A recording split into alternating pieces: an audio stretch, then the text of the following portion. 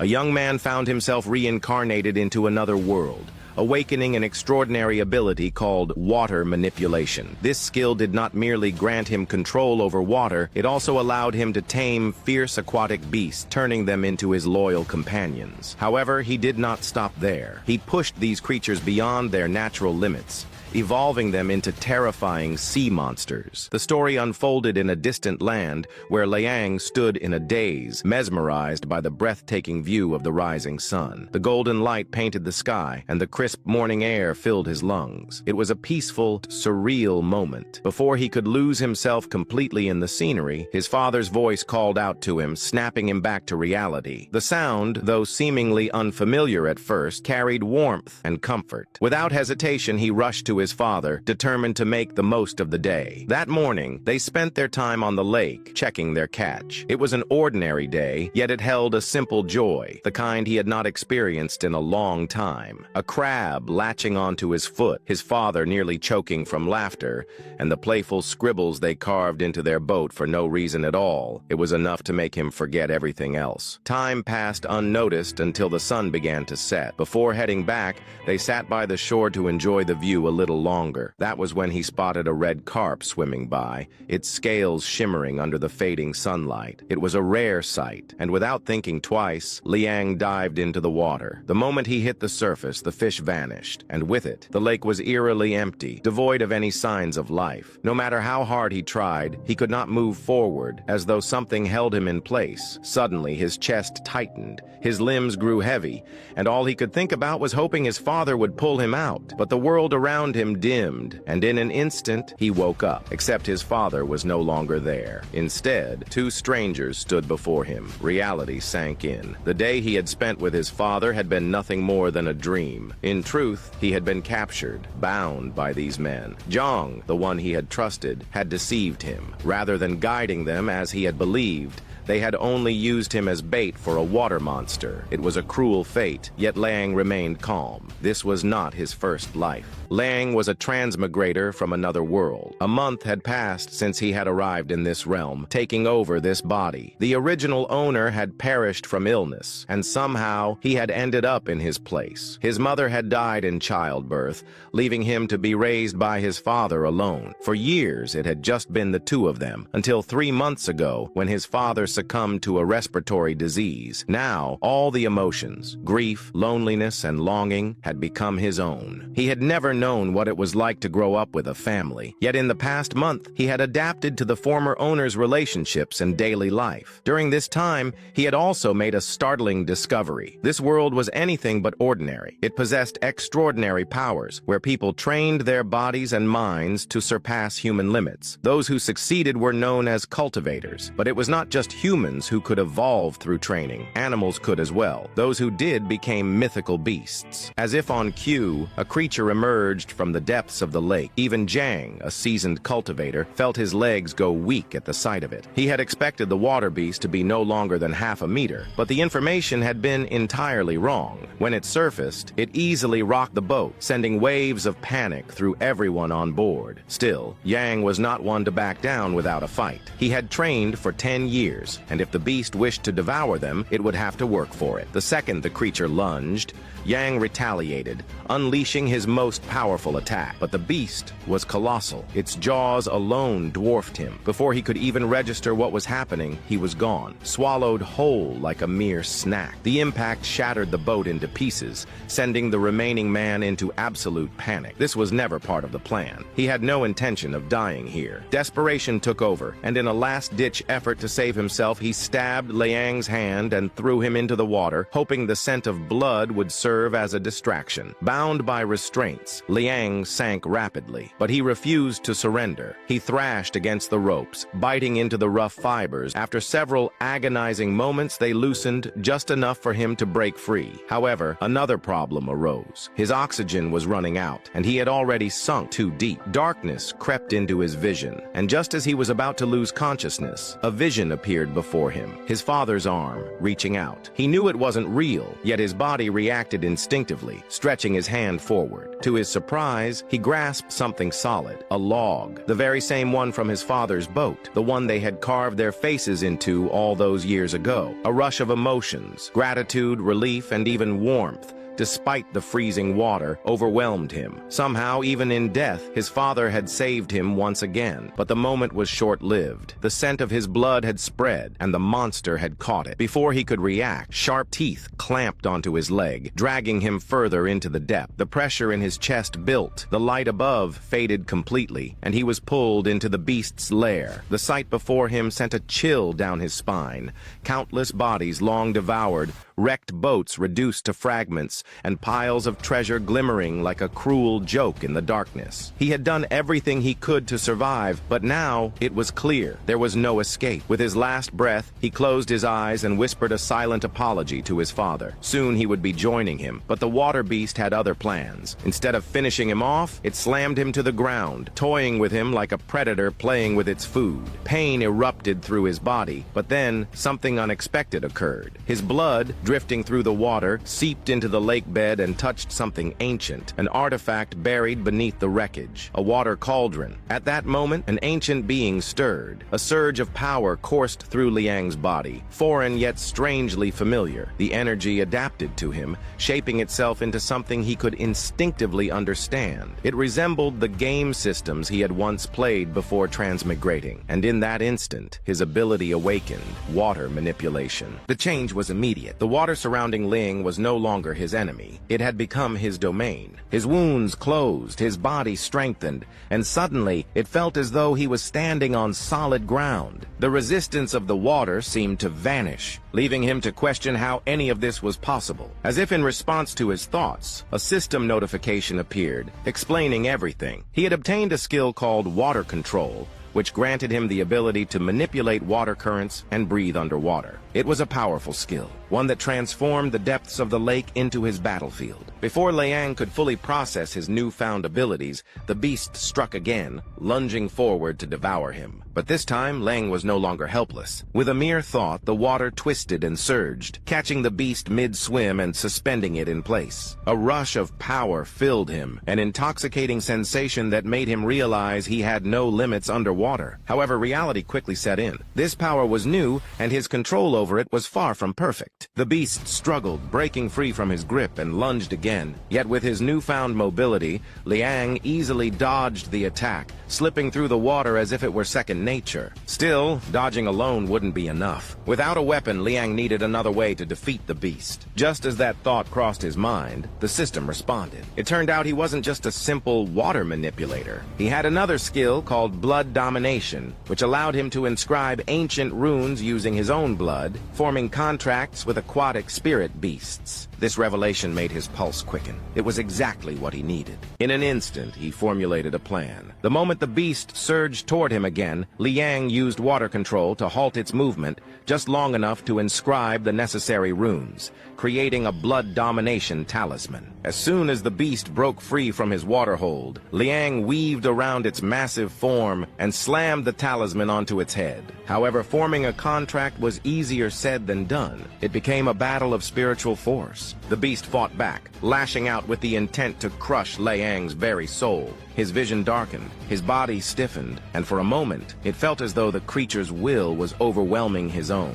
But Leang had an advantage. His soul had lived twice. Drawing on its combined strength, he pushed back. His soul energy surged, overpowering the beast's resistance. In the end, he emerged victorious. The contract was sealed, and Liang floated back to the surface, breaking through the water with a deep, desperate inhale. The air filled his lungs, and for the first time since the ordeal began, he could finally breathe a sigh of relief. The beast emerged right after him, no longer an enemy but an ally. Its massive form loomed over the lake, its eyes locked onto Liang with newfound reverence. It had fully submitted to him. However, there was one problem. Liang couldn't exactly stroll back into the village with a gigantic water beast at his side. That would cause all kinds of trouble. Through their newly formed spiritual link, he ordered the beast to stay behind, summoning it only when needed. With that, the beast disappeared into the depths, retreating to its hidden lair, a good place to lay low. As for Leang, it was time to leave. The next day, the old man who had thrown him into the lake as bait arrived at the village, dragging along his crew and Steward Jung. They weren't there to offer condolences, assuming Leang was already dead. Instead, the old man had his sights set on something else, Leang's father's fortune. In his mind, it was compensation for the botched mission. After all, their plan had failed, Xiao was dead, and someone had to pay for it. With that in mind, they marched straight to Liang's house. The moment they reached the door, they kicked it wide open, expecting an empty room. Instead, they froze. Standing right there was Leang, alive and well. For a moment, the entire group stood in stunned silence, their faces frozen in disbelief. However, the shock was short-lived. Steward Jung's expression twisted into one of pure rage, directed squarely at the old Geyer. The steward had failed to verify the facts, but it didn't matter. He was already convinced that Liang Ku was responsible for the botched mission. Someone had to take the blame, and Jung didn't hesitate to order his men to restrain Liang and teach him a harsh lesson. The death of Jiao wasn't just an inconvenience. It had cost Jung a significant amount of money. To make matters worse, the entire village was now in danger because the beast was still at large. According to Jung and his men, all of this was Liang's fault, a claim that was entirely baseless. Liang vehemently refuted the accusations, shifting the blame back onto the old man. But the old Geyer was far too cunning to be cornered so easily. Instead, the old man flipped the script, pointing out Liang's miraculous survival. How could a mere brat like him return alive unless he had been working with the beast? With that, the accusation took a darker turn. Liang was no longer just a troublemaker. He was now being labeled a monster. The old man claimed that Liang had controlled the water beast and was responsible for Jiao's death. It was an absurd accusation, but Liang was no stranger to being labeled a freak. In his previous life, Liang had been an orphan, and the other children had treated him like a bad omen, a walking misfortune. Rumors had spread that orphans were cursed or prone to stealing, and no matter what he did, the stigma had never left him. But Liang wasn't the type to roll over and accept such treatment. He had endured enough in his past life, and he refused to be pushed around in this one, especially by someone as despicable as the old Geyer, who was already missing a tooth. Liang decided then and there that he would help the old man lose a few more. Without hesitation, Liang tackled the old Geyer, shoving him back with enough force to send him stumbling. He then locked onto the nearest basin of water. If they wanted him to be a monster so badly, fine. He would show them what a real monster looked like. Water surged up his arm, twisting and coiling like a living serpent. His anger sharpened his focus, and for a moment, he was ready to take every single one of them down with him. But just as he was about to unleash his power, his childhood friend arrived, rushing in alongside the village chief. The chief's voice cut through the chaos, carrying an authority that even Steward Jung couldn't ignore. Though the chief appeared ancient, he was still an official of the dynasty, a figure of real power. This meant Jung had no choice but to comply. Before storming off, however, Jung shot the chief a venomous glare, vowing that his master, Xiao, would hear about this. The old Geyer, however, remained unfazed. He knew it was an empty threat. Even Jung's master would bow to the chief's authority. Once the confrontation had settled, Liang let out a slow breath and turned to the village chief, offering a nod of gratitude. With nothing else left to do, they left the scene. But Liang knew better. This wasn't the end. Situations like this would keep happening unless he took matters into his own hands. Determined to survive in this world, Liang made a decision. He would use his system to its fullest potential and grow stronger as quickly as possible. It was then that he noticed something strange. His water essence was increasing. At first he wasn't sure why, but then it clicked. His crocodile pet had something to do with it. Intrigued, Liang waited for nightfall before returning to the lake. Once there, he activated his spirit link to summon his water beast. When the creature finally surfaced, it was bite-sized, completely surprising Liang. Just as he was about to ask questions, the system chimed in, explaining that subdued and contracted beasts could adjust their body size at will to manage energy consumption. This made sense to Liang, but he wasn't there to admire his pet's new party trick. He wanted to uncover the source of the water essence he had sensed. Without delay, Liang commanded his small companion to lead the way.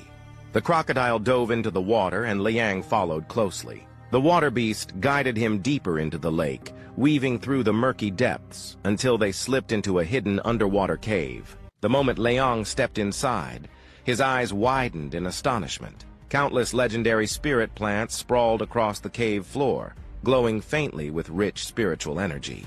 He reached out, brushing his fingers against one, and immediately a system prompt appeared, offering him the option to absorb it.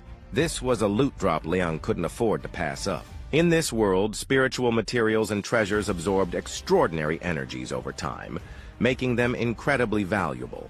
Spirit plants in particular possessed unique effects depending on their properties. Rumor had it that in Gia Manor's backyard, there was a frozen pond where special vines grew at the bottom. These vines were so rare and powerful that Master Xiao used them to lure cultivators into servitude.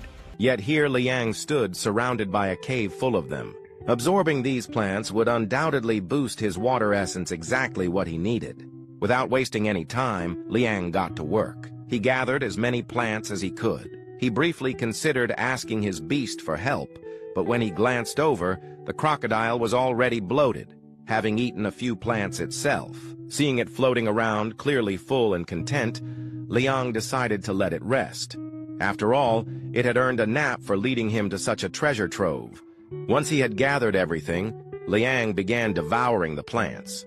With just one plant, his water essence increased by 1. Not only were these spirit plants incredibly beneficial, but they were also delicious, making it far too easy for him to consume them one after another.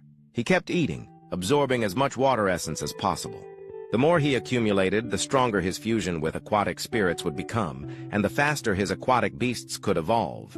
There were so many plants that, for a moment, Liang felt like he had overindulged. But it was worth it. He had gained 25 water essence. Without hesitation, he invested it into his fusion with the water monkey bloodline, increasing it from 5% to 7.5%. This significant boost in power filled him with confidence. If he ever encountered those adversaries from before, he was certain he could take them on easily.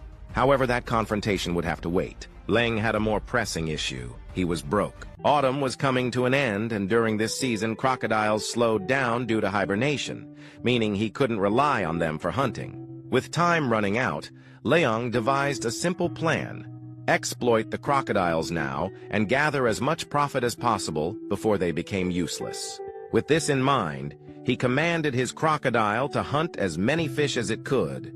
Soon, he had stacked up a huge haul, which he sold to the merchants. Unlike the hustling vendors from his previous life, the merchants in this world were far easier to negotiate with. Just like that, Liang's financial struggles were resolved. Now it was time to settle things with the old man who had tried to set him up. But before Liang could make a move, the old man played right into his hands. Apparently, the old man had been searching for Liang to apologize for their earlier misunderstanding. To show his sincerity, he invited Liang to a meal on his boat, just the two of them. Liang nearly laughed out loud at the blatant transparency of the old man's scheme. Instead of calling him out, however, Liang decided to play along. After all, this was exactly the opportunity he had been waiting for. A few hours before the meetup, the old geezer found himself in a dire situation. The steward's men had beaten him to a pulp for his failure. For the first time ever, the steward had been publicly humiliated in front of so many people, and he wasn't about to let that slide. However, killing the old man now would have been a waste. Their master Xiao still had use for him. Xiao needed specific materials to refine his pills materials that weren't easy to come by. Specifically, he needed a true orphan child. The old geezer was tasked with abducting Liang to send a clear message that they were not to be trifled with and to secure the rare material Xiao required. If he succeeded, he was promised immortality, a reward that drove him to the brink of madness. In his desperation, he even accepted a power-boosting seal, a dangerous tool that would temporarily push his strength far beyond its limits, just for this one mission. With this newfound confidence, the old man believed capturing Liang alive would be easy. However, instead of resorting to brute force, he decided to take a smarter approach: poison. His plan was simple: soup with a toxin that wouldn't kill him, but would weaken him enough to prevent resistance or screams. Unfortunately for the old man, Liang had no patience for such tricks. Instead of taking a sip, Liang chose violence. With a flick of his hand, a stream of water shot out, wrapping around the old man's head and suffocating him on the spot. The old man struggled, clawing at the invisible grip tightening around his face, but it was useless. He couldn't even scream. Then everything went black. The next thing the old man knew, he was waking up in darkness. Night had fallen, his body ached, his mind spun, and to his horror, he was tied up. Desperate, he tried to play innocent, asking Leang what he planned to do. But Leang wasn't fooled. He already had proof that the old man had been bribed. With this knowledge, Leang knew exactly what to do. He had the perfect place for people like the old man, the same spot where they had first encountered the water beast. Except this time the beast belonged to Leang. The old man, realizing the gravity of his situation, suddenly had a change of heart. He claimed he never wanted Leang to become a monster, and began apologizing profusely, promising to tell Leang everything if he spared his life. Surprisingly, Leang agreed, prompting the old man to spill the truth. He revealed that the steward wanted to abduct Leang, along with other orphans, because to the Jiao mansion they weren't people, they were materials. Specifically, they were ingredients needed to refine a celestial pill, a pill that could grant immortality. As soon as the old man finished speaking, he realized the gravity of his confession. In a desperate attempt to save himself, he claimed he was also a victim, forced into this role by the steward. But Leang didn't care. Whether forced or not, the old man knew too much, and that alone sealed his fate. No matter what excuses he made, he wasn't leaving alive. However, Leang knew this wasn't the end. The Xiao family's influence was vast, and the old man's sudden disappearance would eventually lead them straight to him. When that happened, Leang needed a way out. His only option now was to become a cultivator and fast. The quickest way to do that was to join a martial arts school. In the city of Pingyang, there were 3 prominent martial schools, but only one stood above the rest, the Yang School. It was widely known that the master of the Yang School possessed a legendary ability, the power to break gold and stone with his bare hands. This extraordinary skill and the school's formidable reputation kept it at the pinnacle of martial prowess. Leang believed that if he could join the Yang School, the Zhao family would think twice before targeting him. After all, if a member of the school were to disappear, the Yang School would not let such an offense go unnoticed. However, the main obstacle was the school's steep admission requirements. To gain entry, Leang needed at least 8 taels of silver, but he currently had only 2. Realizing he needed to earn more money quickly, he decided to return to hunting. Over the past few days, his swimming skills had improved significantly, largely thanks to his pet, which had become his sparring partner for speed training. Through this practice, Leang had developed a unique technique. By using his water control energy, he compressed water beneath his feet and released it all at once, propelling himself forward with a burst of speed. The downside was that the technique drained his energy rapidly and could only be used for short bursts. Still, it was effective for quick maneuvers. Just as Leang was preparing for another routine hunt, something unusual caught his attention. A peculiar fish glowing bright red swam into view. This was no ordinary fish. It was a spiritual fish. In this world, certain creatures could evolve under the influence of special energy, mutating into extraordinary forms. Examples included giant scorpion beetles, 2-headed razor-toothed sharks, and iron-fin whales. Spotting 2 spiritual fish right in front of him, Leang recognized this as an opportunity he couldn't afford to miss. Without hesitation, he ordered his crocodile companion to revert to its original size and chase one of the fish while he pursued the other. Using his newly developed technique, Leang quickly closed the distance. With a swift motion, he manipulated the water to create a bubble, trapping the fish and preventing it from escaping. Catching it proved surprisingly easy, and Leang felt a surge of triumph. But just as he began to celebrate, a powerful presence stirred in the depths below, signaling that greater challenges and dangers lay ahead. Leang had just placed the fish into his basket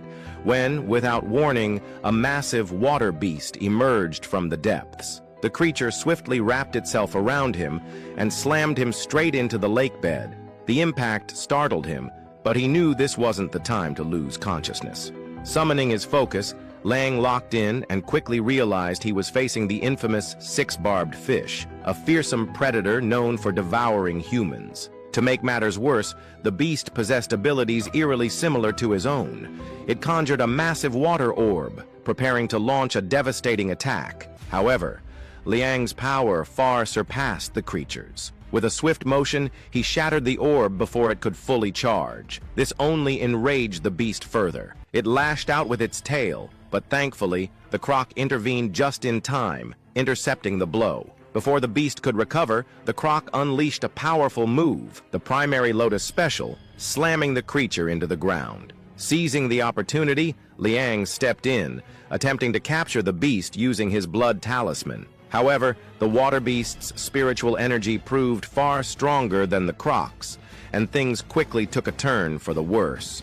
Leang's body began to spasm uncontrollably as his system crashed, flooding him with warning messages about mental overload. Despite the overwhelming strain, he refused to back down. He knew that if he failed, the beast would undoubtedly devour them both. Fueled by sheer willpower and an unyielding desire to survive, Leang pushed through the pain. In the end, his determination paid off, and he successfully subdued the creature. Much like the croc, the beast instantly shrank into a smaller, chunky form to conserve energy. Leang couldn't help but notice its round, pudgy appearance, which reminded him of a potential evolution, a tiger-head whale. Deciding that Chuni was the perfect name for the creature, Leang felt a sense of accomplishment. With the beast now under control, he turned his attention to the loot. True to form, the croc had managed to capture another spiritual fish during the chaos. Leang gave the croc a well-deserved pat on the head,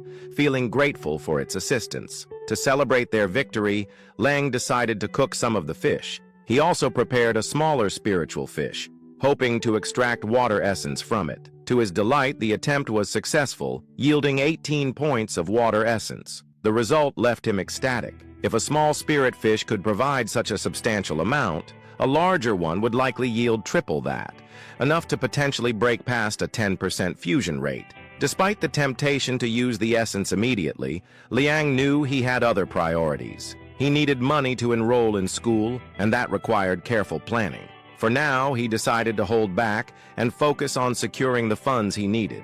The path ahead was challenging, but Leang was determined to succeed. Leang had just entered the Yixing market, where a massive crowd had gathered to buy goods. He had come to sell his spiritual fish, confident that this was the perfect place to attract the right customers. However, he was caught off guard by the sheer number of people packed into the marketplace, making him wonder if there was some kind of celebration happening. That's when he spotted a man holding up another spiritual fish. It didn't take long for Leang to figure out what was going on. A member of the Chen family had arrived, and he had brought his own spiritual fish to show off. That explained why the crowd was so large. Instead of feeling discouraged, Leang grew even more excited. This was the perfect opportunity. Without wasting a second, he pushed his way through the crowd, eager to see what the man had caught. Of course, Leang wasn't there just to spectate. He was a master manipulator, so the moment he got close, he made sure to use the limelight, proudly displaying the spirit fish he had caught.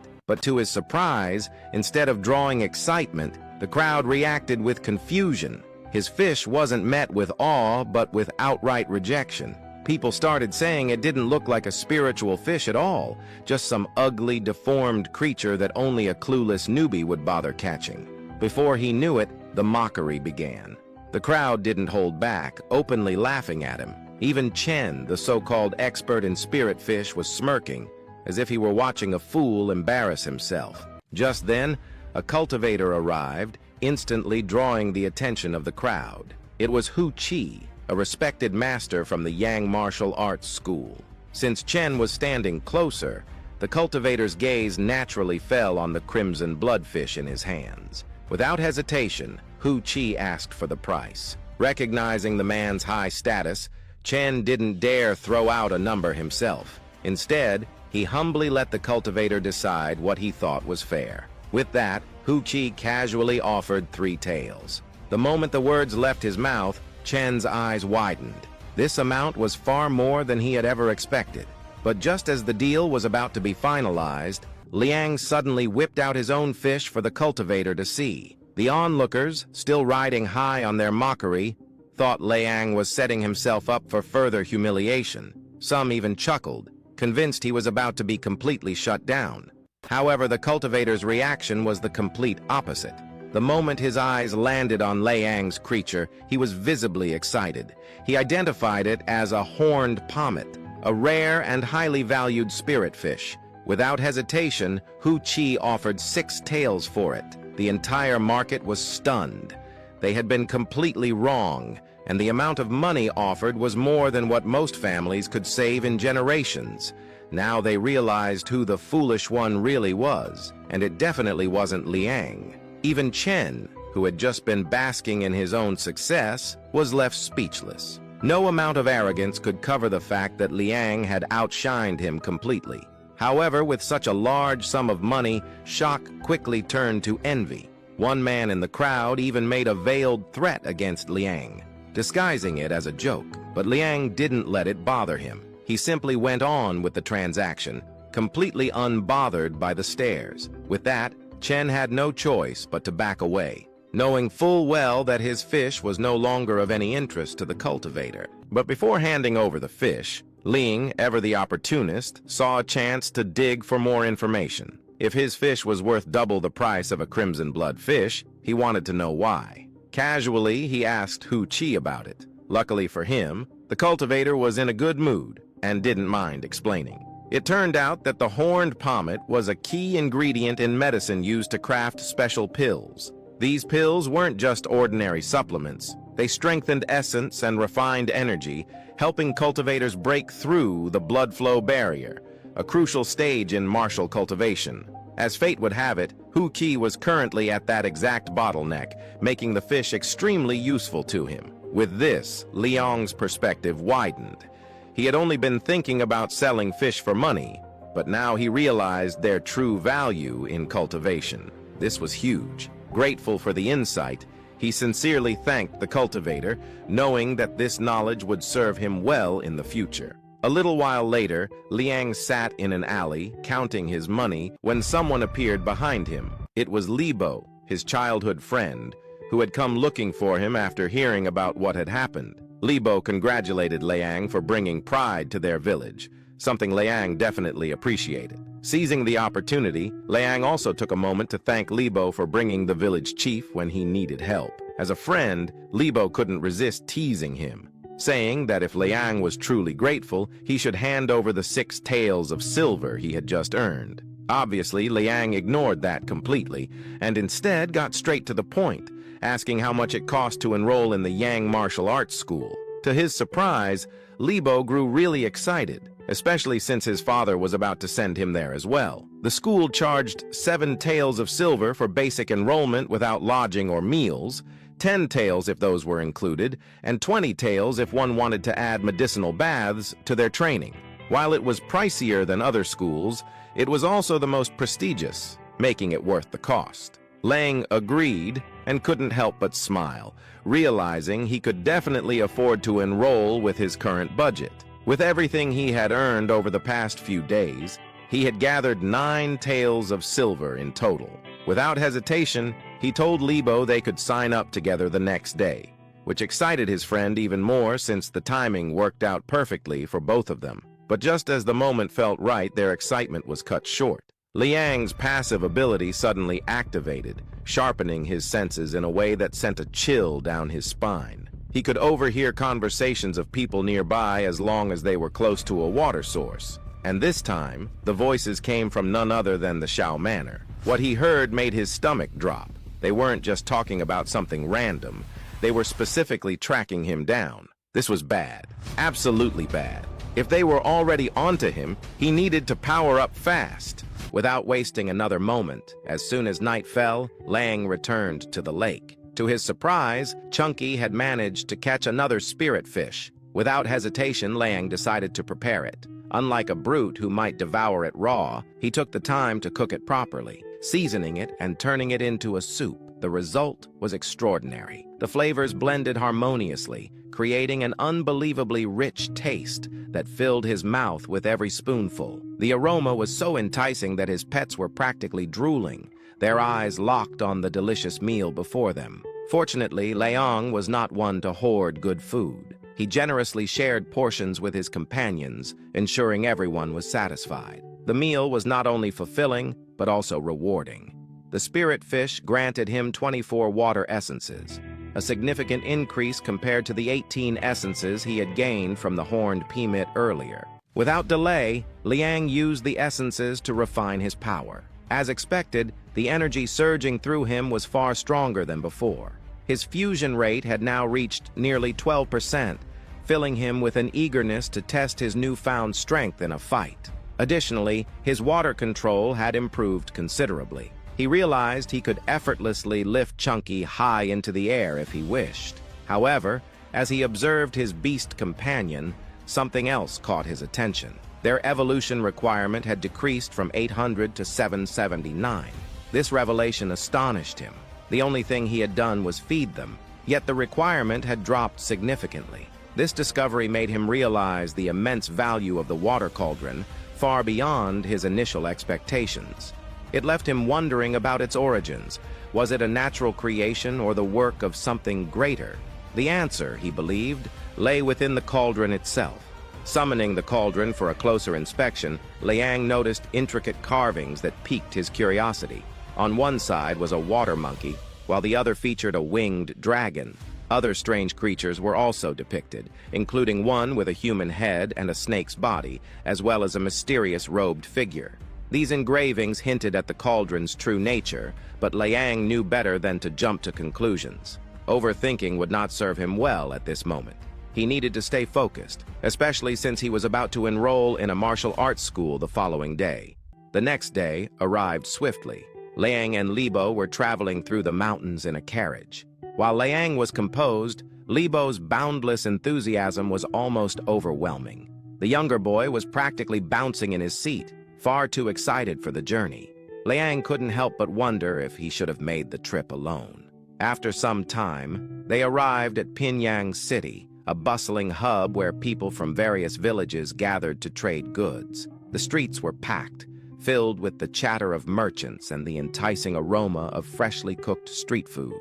The vibrant atmosphere captivated the two travelers, and they decided to take a detour to explore. They sampled different foods, admired unique handcrafted art, and even stumbled upon a bizarre display of strength, a man lying on bricks while a muscular individual hammered him with a heavy object. It was a shocking sight, to say the least. Meanwhile, as they wandered through the city, a group of men was plotting something far less innocent. They had been eyeing Liang's money for some time and had initially planned to rob him the previous day. However, after overhearing that Leang and Libo were headed to the Yang Martial Arts School, they realized there was an even greater opportunity. 2 bags of money instead of 1. The thought alone made them salivate with greed.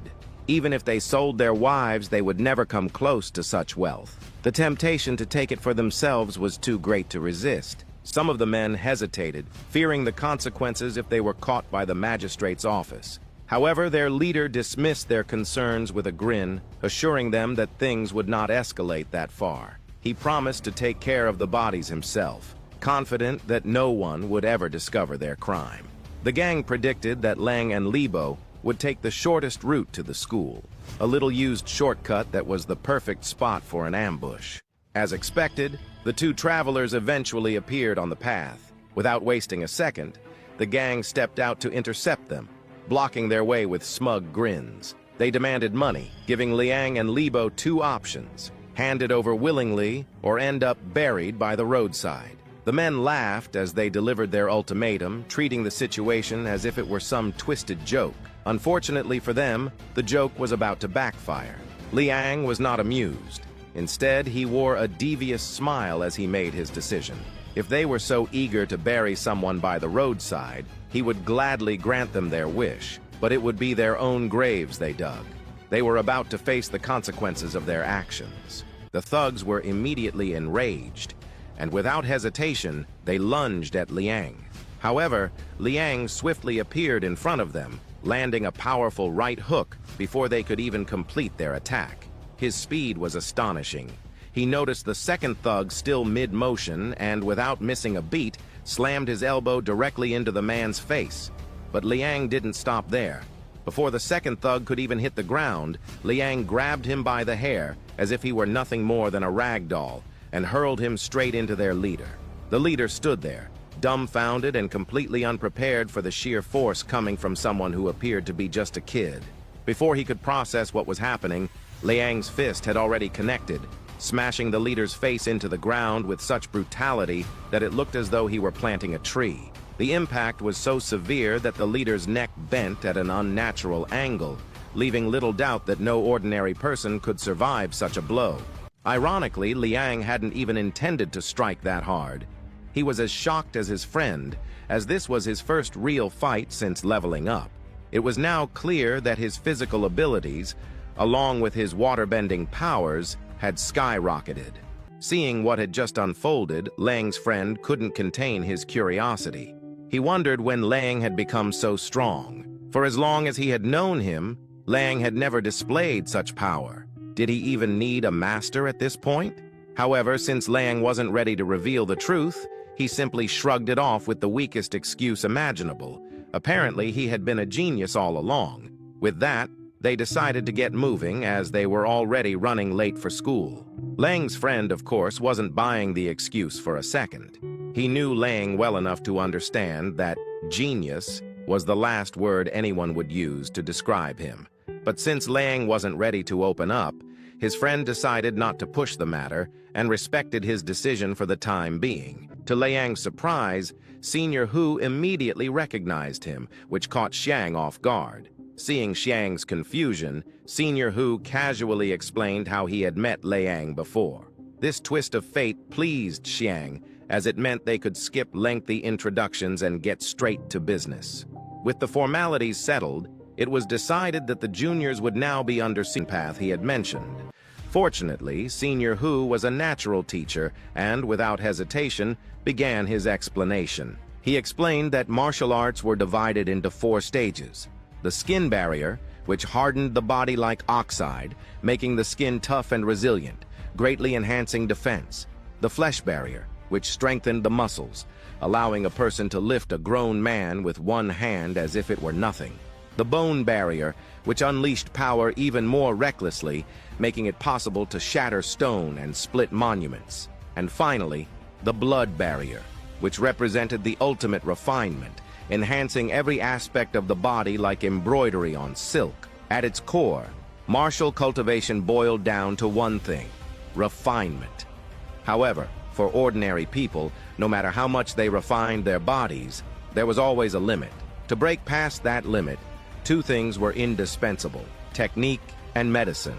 Seeing the curiosity in his junior's eyes, Senior Hu decided to give them an example. He brought up the Yang Martial Hall's 3-fist technique. With the right technique, a cultivator could climb upward like structures examined. Meanwhile, off to the side, a troublesome group led by Yankai from the same sect had locked eyes on Leang.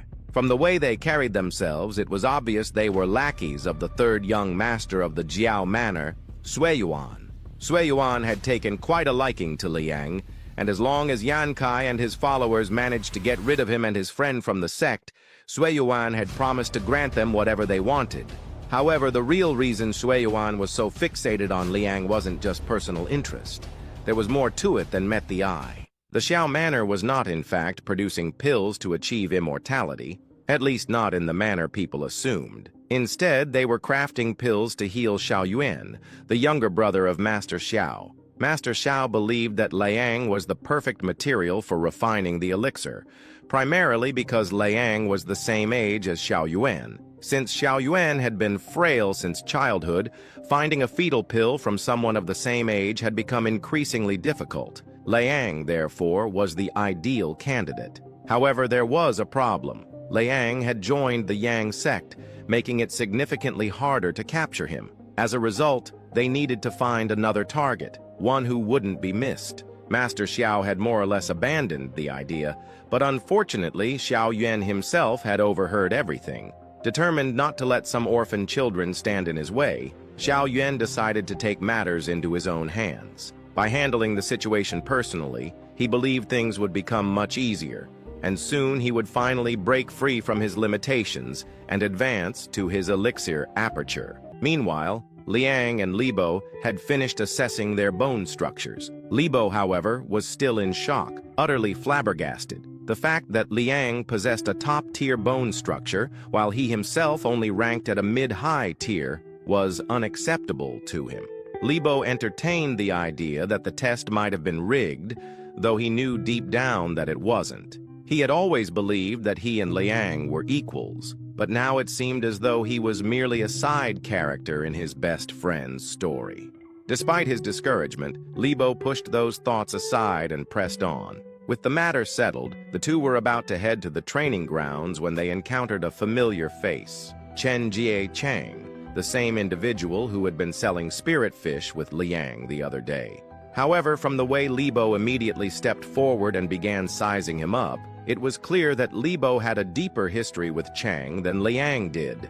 The animosity between them was palpable, and within seconds, the two were on the verge of fighting right then and there. Liang, realizing the potential consequences, intervened before things could escalate. If they had started throwing punches, they would have been in serious trouble. Once the tension subsided, Liang asked Chang if he was there to practice martial arts as well. Chang confirmed this, revealing that he and Liang shared the same goal. From the very beginning, Chang had been selling spirit fish to save up enough money to enter the school as soon as possible. This revelation was reassuring to Liang. The more people with the same determination, the better. Without hesitation, Liang invited Chang to join them, especially since Senior Hu was teaching at the training grounds. They couldn't afford to miss such an opportunity. With that, they joined the other members for training. However, as newcomers, the intensity of the training was far beyond anything they had anticipated. Their muscles spasmed uncontrollably, their limbs felt like jelly, and their breaths came in ragged gasps. Just when they were on the verge of collapsing, Senior Hu called for a break, sparing them from complete exhaustion. But the training wasn't over yet. Instructor Lu would be taking over in the afternoon, meaning they had only a brief moment to recover before being thrown back into the grind. At this point, Libo was already considering quitting as the pain was unbearable. Cheng, overhearing this, burst into laughter and called Libo weak-willed without hesitation. Before they could properly catch their breath, trouble arrived in the form of Yang Chai and his lackey.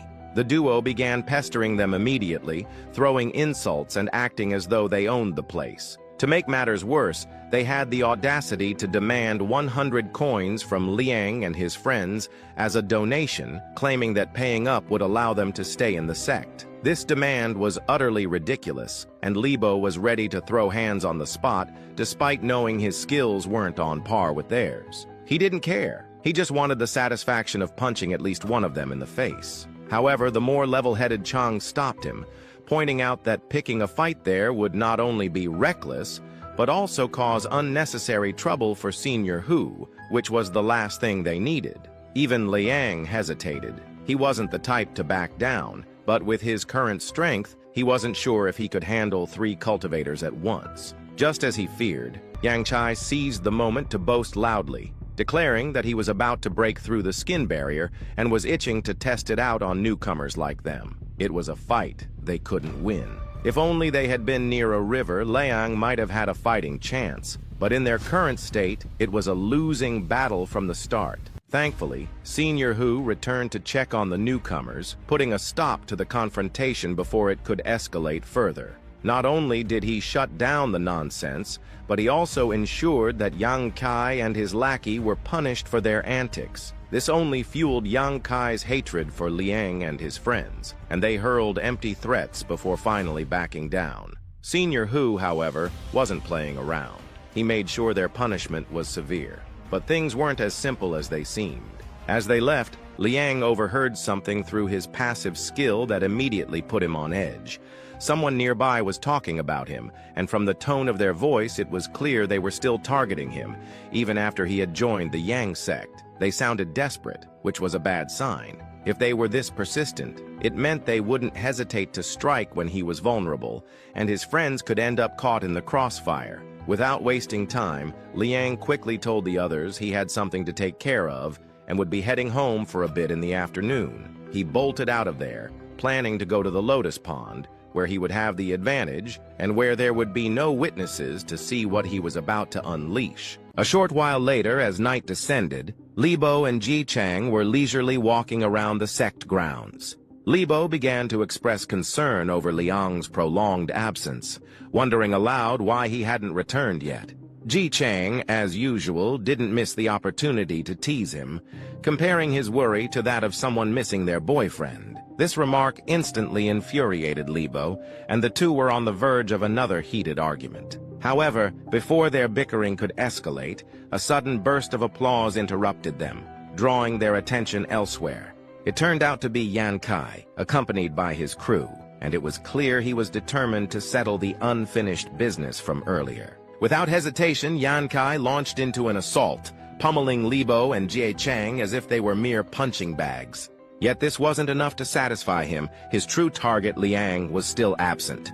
After delivering a few more blows for good measure, Yan Kai turned to Ji Chang and demanded to know Liang's whereabouts.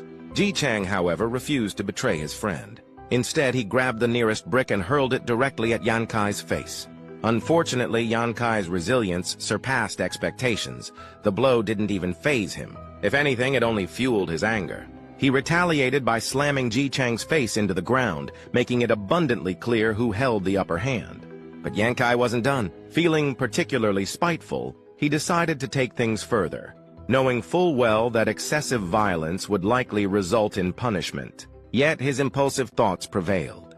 He ordered his minions to guard the gate while he dealt with the situation personally. As his followers nodded and prepared to comply, Libo attempted to fight back. However, his efforts were futile. Charging at an opponent who was smirking at him should have been a clear sign to retreat.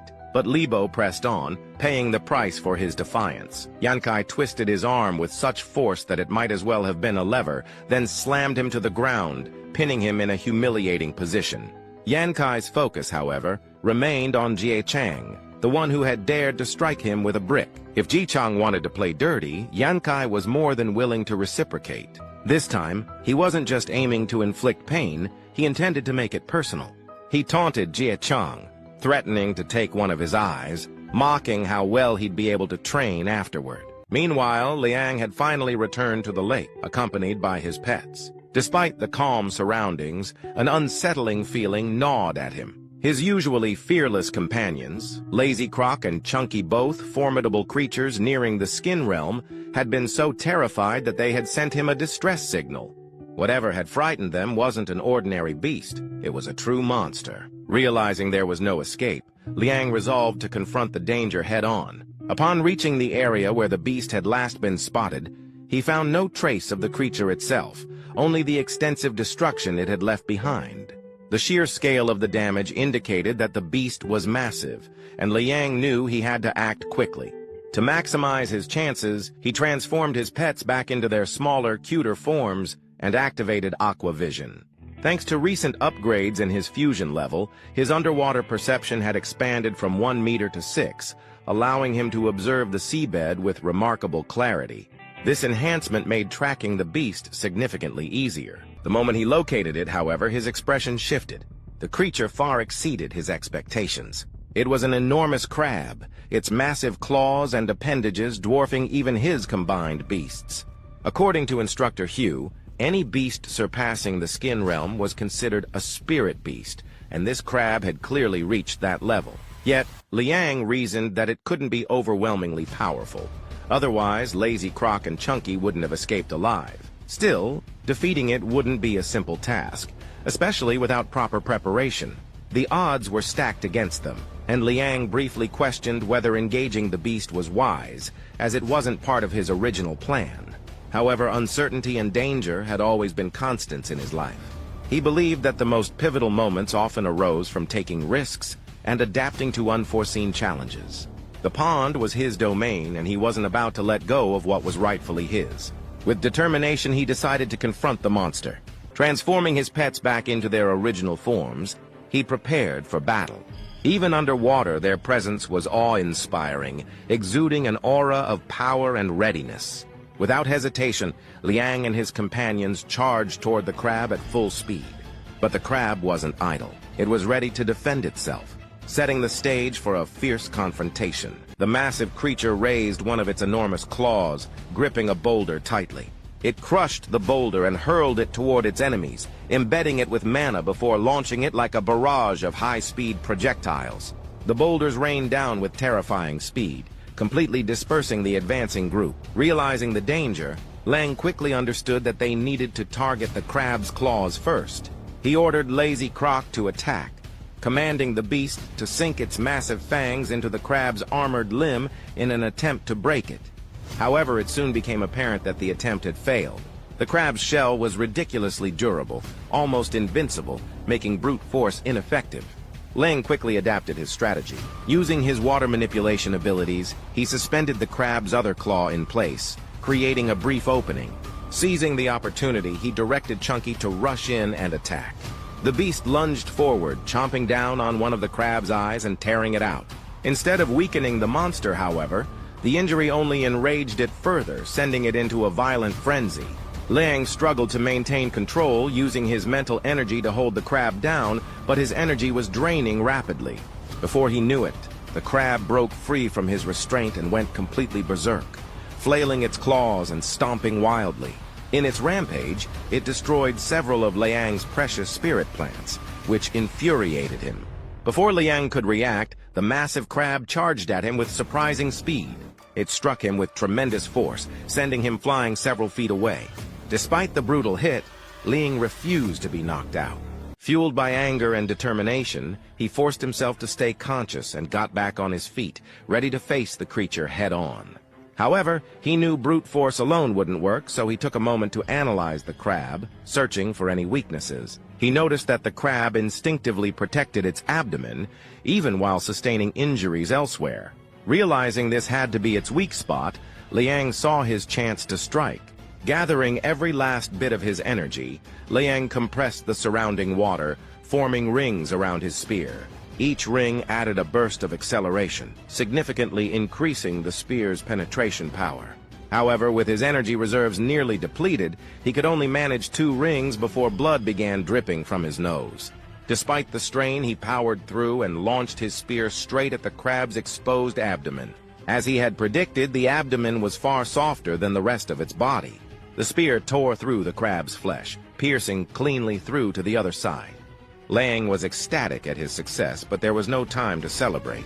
His energy reserves were completely drained, and as soon as his adrenaline faded, his body gave out. He lost consciousness on the spot. When he finally opened his eyes, he found himself no longer underwater. At first he was confused, but he soon noticed Lazy Croc and Chunky nearby, realizing they had saved him once again. Grateful for their help, he reached out and gave them both a well-deserved pat on the head. However, the after effects of overusing his powers hit him hard. His head throbbed painfully, serving as a stark reminder that he needed to be more careful in the future. As Leang tried to push himself up, something caught his eye. At first, he wasn't sure what he was looking at, but upon closer inspection, he realized it was the demonic crab they had just fought. He was surprised that his pets had brought the massive creature up with them, but he was deeply thankful. The crab's body would provide an incredible amount of water essence once consumed, and since it was a spirit beast, its meat was sure to be delicious. The mere thought made his mouth water. However, his daydreaming was interrupted when Lazy Croc pointed at something inside the crab's body. Liang approached and noticed that the crab was actually a female. Nestled within its body was a cluster of crab eggs. Excitement surged through him. He had initially regretted not taming the great crab, as it could have significantly boosted his power. But with these eggs, he still had a chance to raise one as his own. The only problem was that he couldn't wait around for them to hatch naturally. The chances of the eggs surviving on their own were slim, and he didn't have the luxury of playing babysitter. This left him with only one option: using his Blood Dominion talisman in the hope of forcing an evolution. After engraving the seal onto one of the eggs, he held his breath and waited. At first, nothing happened, and he began to think the attempt had failed. But then the egg twitched. A tiny crab claw burst through the shell, cracking it open. Moments later, the egg split apart, revealing the cutest little crab Liang had ever seen. While Chunky was adorable, this tiny crab was on another level, making him want to wrap it in a blanket and protect it at all costs. However, its appearance was deceiving. This little creature had the potential to evolve into a stone crab king, just like the one Liang had fought. Leang had cooked the giant crab and wasted no time devouring it. The crab was not only delicious, but also brimming with water essence, and its effects were almost instantaneous. His fusion rate skyrocketed from 10% to an astonishing 36.6%, a leap he hadn't thought possible. The boost was so significant that the water monkey's power within him grew even more dominant, as if the two were inching closer to becoming one. Even the water monkey's instincts and combat senses seemed to flow through him more vividly than ever before. To top it off, his wounds had completely healed. His pets watched in awe as he stood there, water spiraling around him like a newly crowned god of the sea. It was hard to blame them. Liang looked nothing short of majestic. Once he fully adjusted to the fusion, Liang couldn't help but feel exhilarated by the results. While the physical enhancements were remarkable, the surge of energy he gained was something else entirely. For the first time, he could sense his own blood energy. If Instructor Wu's teachings were correct, this meant he was dangerously close to breaking through the skin barrier, perhaps even surpassing it. However, Liang knew he wouldn't have reached this level without his pets, so he made sure to share the remaining crab meat and eggs with them. This would accelerate their evolution, making their journey easier in the long run. Besides, the meat wouldn't stay fresh forever, and each egg contained only 6 points of water essence, making them hardly worth hoarding. As for the tiny crab perched on his shoulder, which he had named Fist due to its size, Liang chose not to feed it. Letting it eat its own kind felt too cruel, even for him. Despite the power boost, Liang knew he couldn't afford to grow complacent. The threat of the Zhao Manor still loomed over him. If he could break through the skin barrier within the next month, he would officially become a Marshall Hall student, and the Zhao family would no longer be able to touch him. With this thought in mind, Liang was eager to return to the sect. Tomorrow's morning practice couldn't come soon enough. Meanwhile, on Yankai's side of things, someone had taken notice of his actions and wasn't about to let it slide. That someone was Xiao Huai, who had no intention of allowing anyone to defy the Marshall Hall's rules. However, instead of backing down, Yankai met Xiao Huai with a smirk, completely unfazed. Even though he was standing in front of an instructor, Yankai knew Xiao Huai couldn't stop him. After all, Yankai was acting under the direct orders of the Zhao family's third young master. He believed Xiao Huai, whom he saw as nothing more than a dog, should know his place. If Xiao Huai knew what was good for him, he would stand down, unless he wanted Yankai to report his interference to the master. The look on Xiao Huai's face said it all. Yankai and his lackey wasted no time laughing at him, mocking the fact that no matter how much Xiao Huai acted like a Yang sect disciple, everyone knew he still belonged to the Zhao Manor. If the Zhao family hadn't taken in Xiao Huai and his father, he wouldn't even be in the sect. Besides, Xiao Huai's father was still living under their roof, which meant Xiao Huai had no real choice in the matter. Yankai knew this, and so did everyone else. Sure enough, Xiao Huai could only grit his teeth, his loyalty to the sect tested.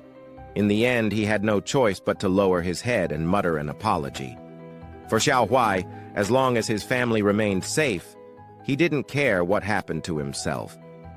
Yankai, of course, found this even more amusing and mocked Xiao Huai further, calling him a coward and the Zhao family's lapdog. The irony was lost on Yankai and his lackey, who failed to see that they were in the exact same position. However, their arrogance was short-lived. A single glob of spit to the face was enough to knock them off their high horses. Despite all their boasting about their strength, but no matter how much Jie Chong wanted to resist, he was still the weaker one here. Yankai was the one standing, and he decided a lesson needed to be taught. Without hesitation, he snapped one of Li Bo's arms, ensuring Jie Chang understood the consequences of retaliation. If Jie Chang didn't care about his own well-being, then his friend would suffer in his place. It worked. Jie Chang was furious, but no matter how much rage burned in his eyes, he was powerless to do anything about it. This only made the situation more entertaining for Yankai, who was just about to escalate things further. He was confident Instructor Hu wouldn't come to save them, as he had made sure the instructor was occupied beforehand. However, all of Yan Kai's smugness vanished the moment his minion's unconscious body went flying across the field. Shocked to his core, Yan Kai initially thought it was Instructor Hu, but when he turned around, he saw Liang instead. The moment Liang's eyes landed on what had been done to his friend, a furious heat surged through his blood. His aura exploded around him as he made one thing absolutely clear.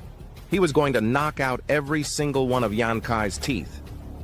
Surprisingly, it turned out that Instructor Hu and the sect master had been present the entire time.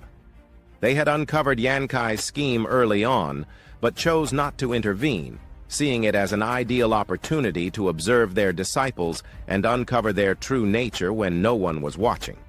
Despite this, Instructor Hu couldn't shake the feeling that the situation was partly his fault. He believed that if he hadn't been so preoccupied, the entire mess could have been avoided. Earlier that day, after passing the blood step test, he had become overly excited, stopped to celebrate with a drink, and ended up arriving late. Now, because of his delay, things had spiraled out of control. What shocked Instructor Hu the most, however, was Xiao Huai's behavior. He had never expected Xiao Huai to stand by and do nothing while all of this unfolded. Before Instructor Hu could dwell on it further, Master Yang spoke up, clarifying the situation. Having arrived much earlier, Master Yang had witnessed everything and understood why Xiao Huai had frozen. The boy had a good heart, but that was precisely the problem. It had completely immobilized him. This was also the reason Xiao Huai couldn't pass the blood step. A fighter without courage, Master Yang explained, was like a person without breath in their lungs. Now that they had gathered all the necessary information, Instructor Hu suggested they step in and help Liang, especially since he was only on the verge of breaking through the skin barrier. In his current state, there was no way Liang could defeat Yan Kai. However, Master Yang remained still, his eyes fixed on Liang. He noticed that the blood energy coursing through Liang's body was different, fiercer and more intense than anything he had seen from the others. This wasn't just a simple clash. Liang was clearly brewing something within himself. Master Yang decided to let the boy continue. Yan Kai, meanwhile, wasted no time mocking Liang, sneering at what he called a so-called threat. But Liang had no patience for nonsense. What he had issued wasn't a threat. It was a promise, and he had no intention of waiting around. He charged straight at Yan Kai, closing the distance so quickly that even the arrogant fool flinched. Yan Kai hastily barked orders at his goons to handle the situation, but they were no match for Liang.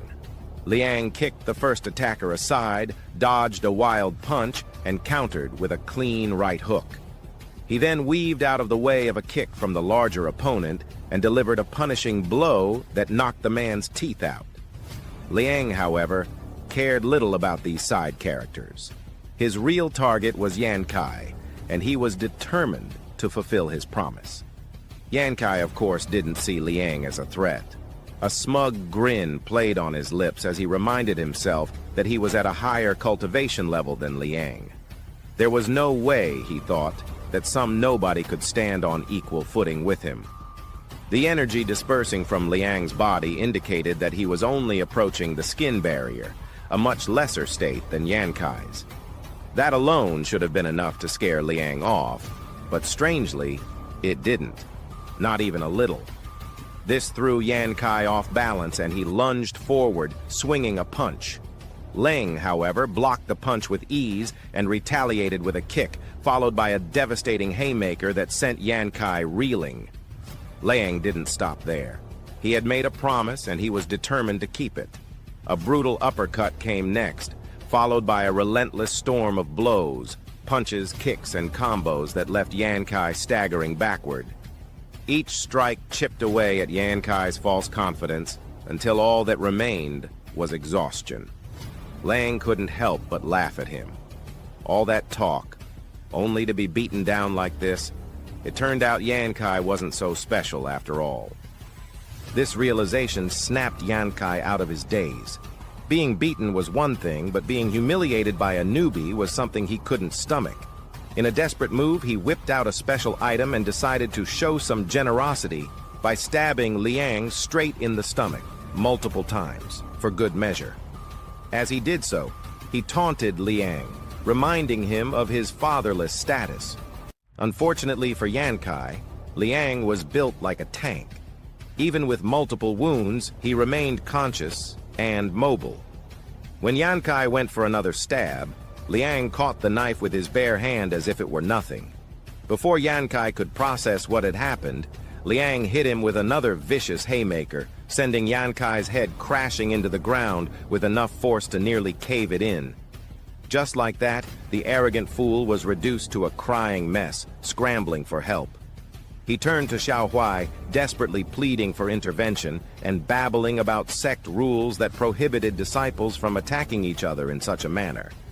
This was ironic, coming from someone who had just done the same thing moments earlier.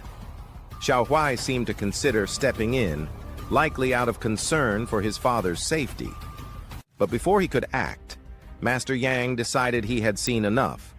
Master Yang sent his sword flying into the ground, and his commanding voice cut through the tension as he ordered everyone to stop. With the fight halted, he wasted no time declaring that the 6 individuals involved, including Yan Kai, were to be exiled from the sect and never allowed to set foot in the martial hall again. As for Xiao Huai, he was to be sent to the confinement room until Master Yang dealt with him personally. Judging by Xiao Huai's expression, he understood exactly what that meant. Meanwhile, Leang sat frozen. In front of him stood the legendary young Dong Shong. After everything that had just happened, the sheer rage he had unleashed, Leang felt certain that this was the end of his journey in the sect. He had gone too far, done too much. So when Master Yang called his name, Leang bowed his head, expecting the worst. He was ready to be exiled, but to his astonishment, Master Yang was anything but angry. In fact, he was impressed. Instead of punishment, he offered Leang something he never saw coming: a place as his direct disciple. Leang was shocked. For a moment he thought he had misheard. The backing he so desperately needed, the security he had been scrambling for, had come to him on its own, and not just as any disciple, but as Master Yang's direct disciple.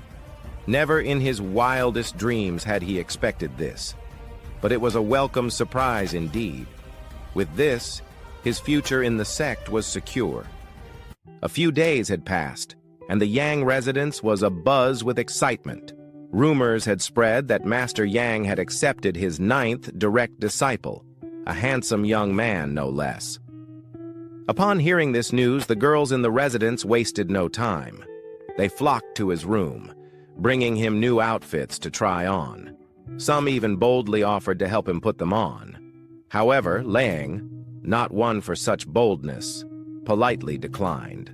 Their laughter as they left suggested they had merely been teasing him, and while the encounter was a bit of a hassle for Leang, he found it worth enduring. 2 weeks had passed since Leang had defeated Yan Kai. Thanks to the medicinal baths provided by the sect, the wounds on his body, as well as those of his friends, had nearly healed.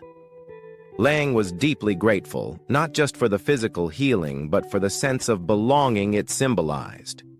He was no longer alone.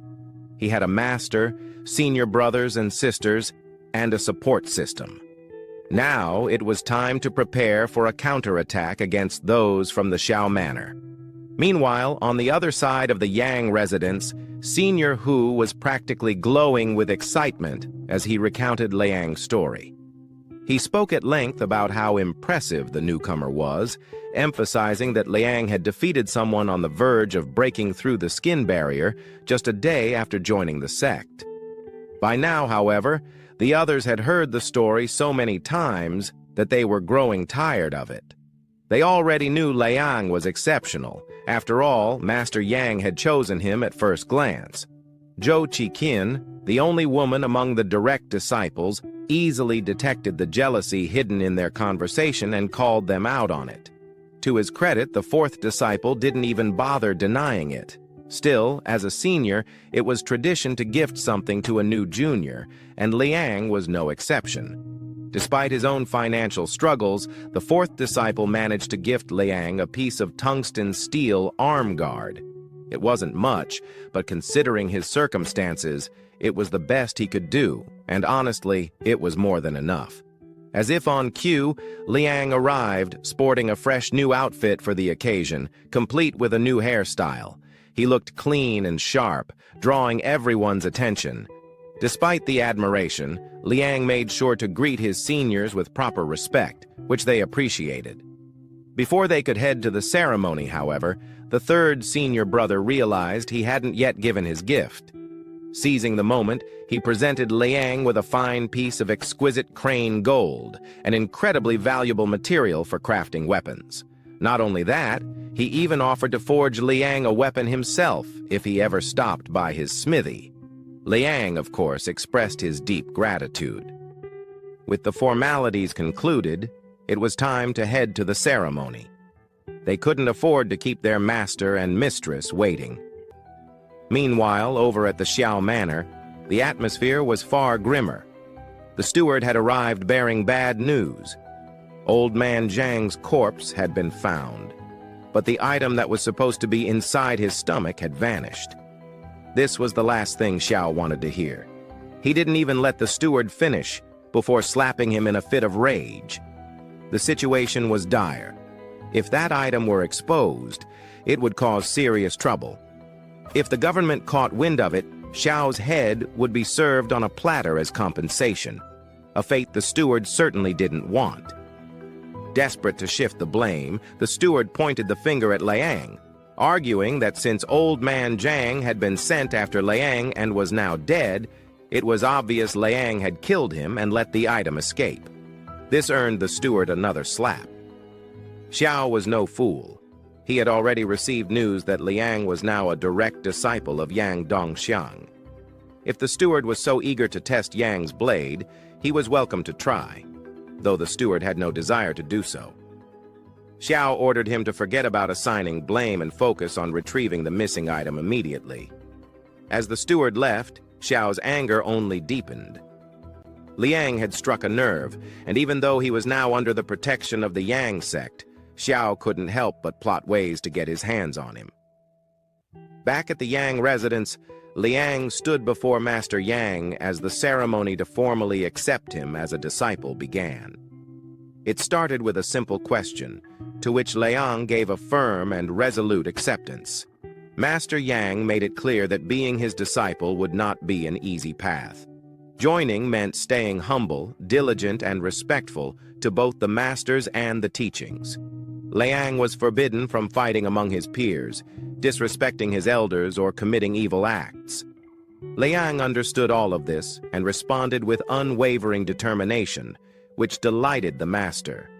With a nod of approval, Master Yang officially declared Liang his 9th direct disciple. He emphasized that under his watch, no one would be able to humiliate or intimidate Liang, as Yang Dongxiang himself would stand behind him. Liang accepted this declaration with grace. Not long after, news of Liang's newfound status spread throughout the academy, stirring envy among many.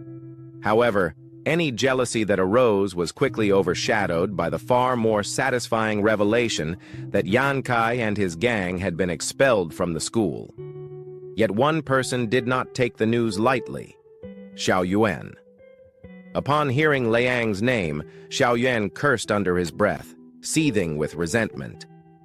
While all of this unfolded, Liang was simply minding his own business, continuing his lessons with Senior Hu.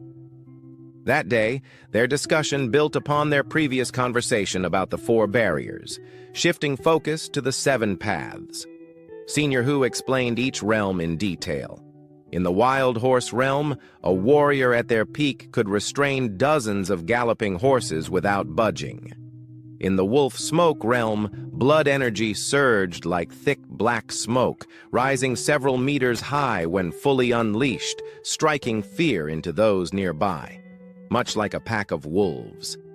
In the tiger hunt realm, blood energy boiled like a raging tide, radiating such terrifying force that ordinary people would tremble, feeling as helpless as a rabbit caught in the gaze of a hungry tiger. In the supreme elephant realm, every step could shake the ground. Those who reached this level were said to be capable of collapsing mountains and halting rivers, making them prime candidates to become great generals. In the celestial dragon realm, one transcended ordinary limitations, becoming akin to a divine dragon. Such individuals could leap 3,000 jang in a single bound, soaring among the clouds, and were revered as martial saints of a nation. As for the melting furnace realm and rainbow transformation realm, even Senior Hu admitted that little was known. All he could say was that experts who reached these stages had supposedly ascended beyond mortality itself. This last detail immediately caught Leang's attention. If martial cultivation in this world was truly that powerful, did ascension mean one could return to their previous world?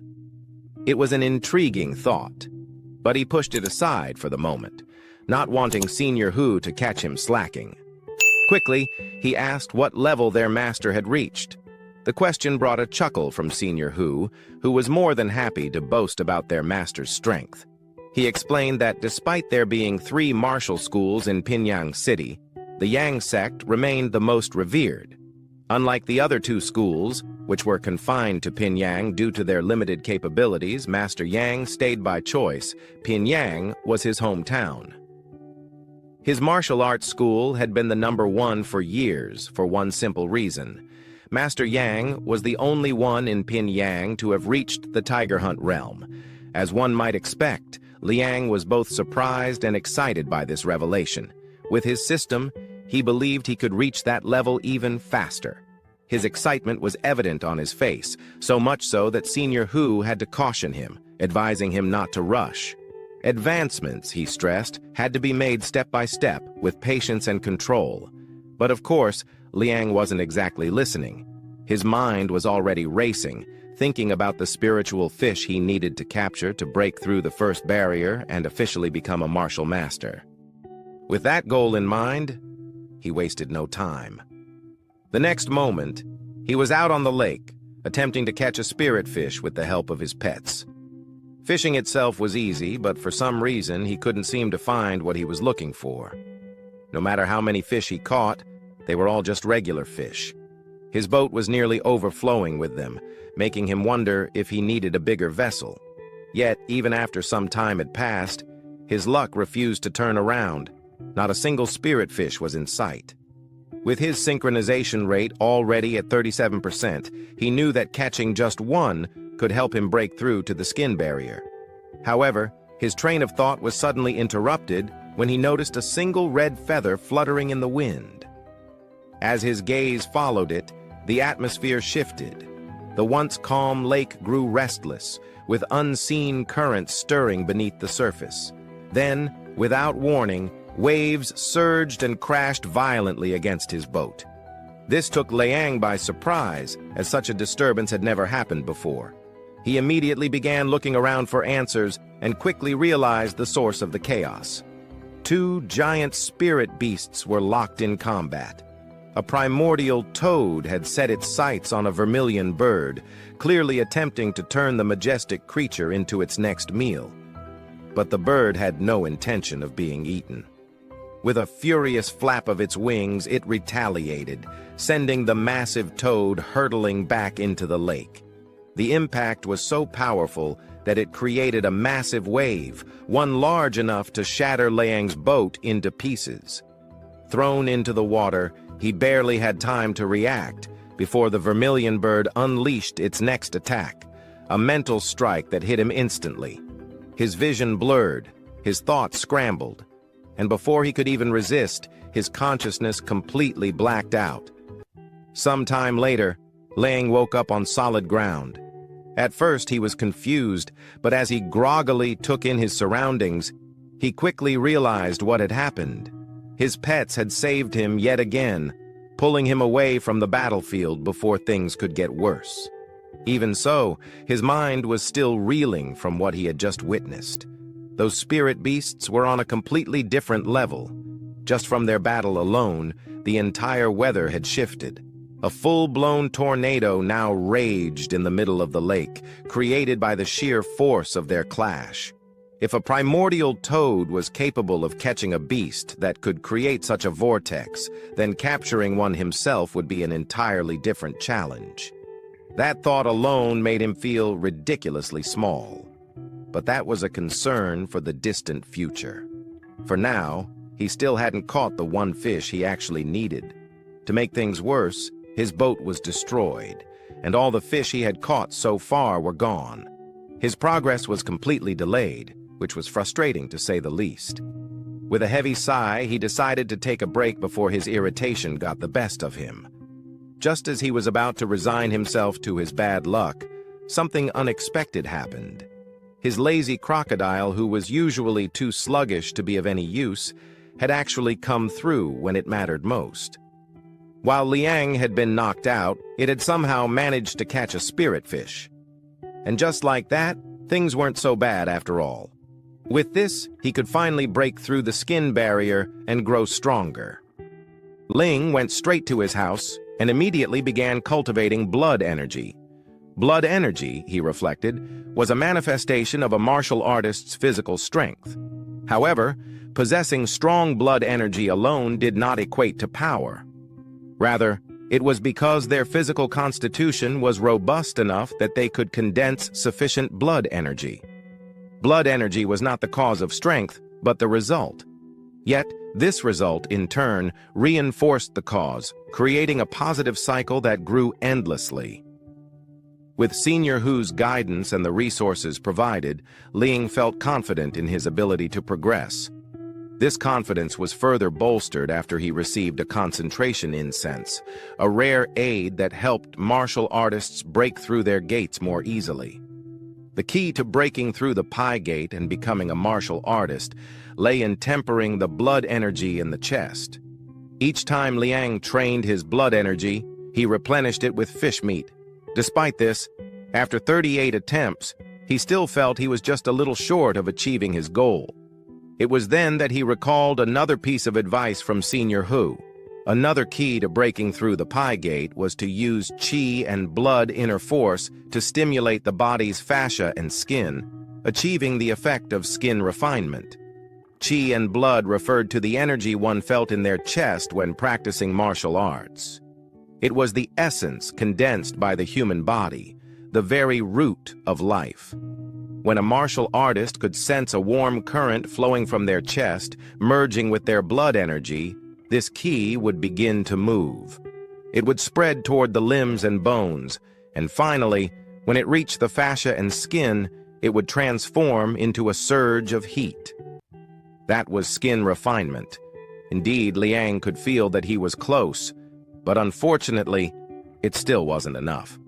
This was already his 40th attempt, and he was still a little short. Frustrated, he turned to his system for answers. There, he noticed that his synchronization was only at 49%. It seemed logical to assume that once he hit 50%, something major would change within him, allowing him to finally reach the next stage of his cultivation. However, raising his synchronization now was easier said than done. The fish meat he had stored was already gone, and the lotus roots barely had any effect on him anymore. It appeared he had no choice but to head back down and catch another mystic fish. To his surprise, Leang had taken much longer than expected, and by the time he realized it, morning had already arrived. Before he could even get out of bed, someone was knocking on his door. It turned out to be Gia Chang and Libo's fathers. Since they had seen him come home late the night before, they wanted to ask if he had seen their sons. Apparently, the two hadn't been home for 2 days, and their parents were starting to get worried. They weren't sure if their kids were still at the Martial Hall or if they had wandered off somewhere, messing around again. Leang reassured them, explaining that there was no need to worry. The three of them had performed well and caught the attention of the martial instructors, who had specifically set aside a room for them in the courtyard. As a result, they had been staying there, focusing on their training. As one might expect, their fathers were both delighted and proud. It truly sounded like their sons, and it seemed like Yixing City had produced a few martial artists after all.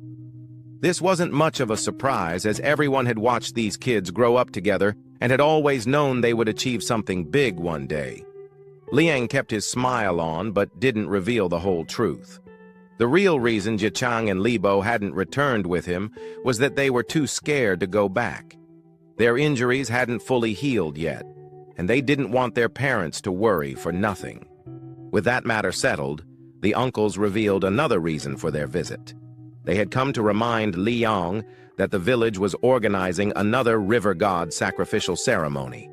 This caught Liang by surprise. He definitely remembered this custom, but they had already held one just 3 months ago. Normally, the next ceremony shouldn't have been for another year. However, this time was different. According to the villagers, the river god had shown a divine sign the previous day. The river god had leaped out of the water and caught a flaming giant bird that had shattered the sky. The moment Liang heard this, he immediately realized what they were talking about: the river-eating toad. He had seen it, and it truly had been an epic sight. Instead of refuting their claims, he simply promised to contribute some money and take part when the time came. This was all the uncles needed to hear, as they were already running low on offerings and needed all the help they could get. Satisfied, they left. A little while later, Liang continued his training inside the Lotus Cave, going all out against his two beasts. Previously, he could barely win against just one, but now he was fighting both at once, effortlessly maneuvering through the water. This improvement was thanks to the increase in his fusion level. Moreover, the force of the water flow he could control was approximately 150 kilo, which could be compressed into 10 liters of water to be unleashed. This meant each liter was equivalent to 15 kilos of force. At this point, his strength underwater had already surpassed the pi gate. If he had to guess, he could probably take on 4 Yankai with ease. With this level of control, he could even form a water blade inside the water itself. However, it was still a work in progress, as it wasn't strong enough to do anything to his pets yet. If only he had a weapon suited for it, then it would definitely become a formidable technique. Speaking of weapons, Liang suddenly remembered what his third senior brother had mentioned. This world had a special kind of weapon called a spirit weapon. These weapons could self-repair and even level up over time. However, forging one wasn't easy. Their cores required rare heavenly materials and earthly treasures, making it almost impossible for him to acquire one right now, or so he thought. Just then, his pet Chunky sensed something hot, even in the water below. Without hesitation, Liang turned to investigate, following Chunky's lead.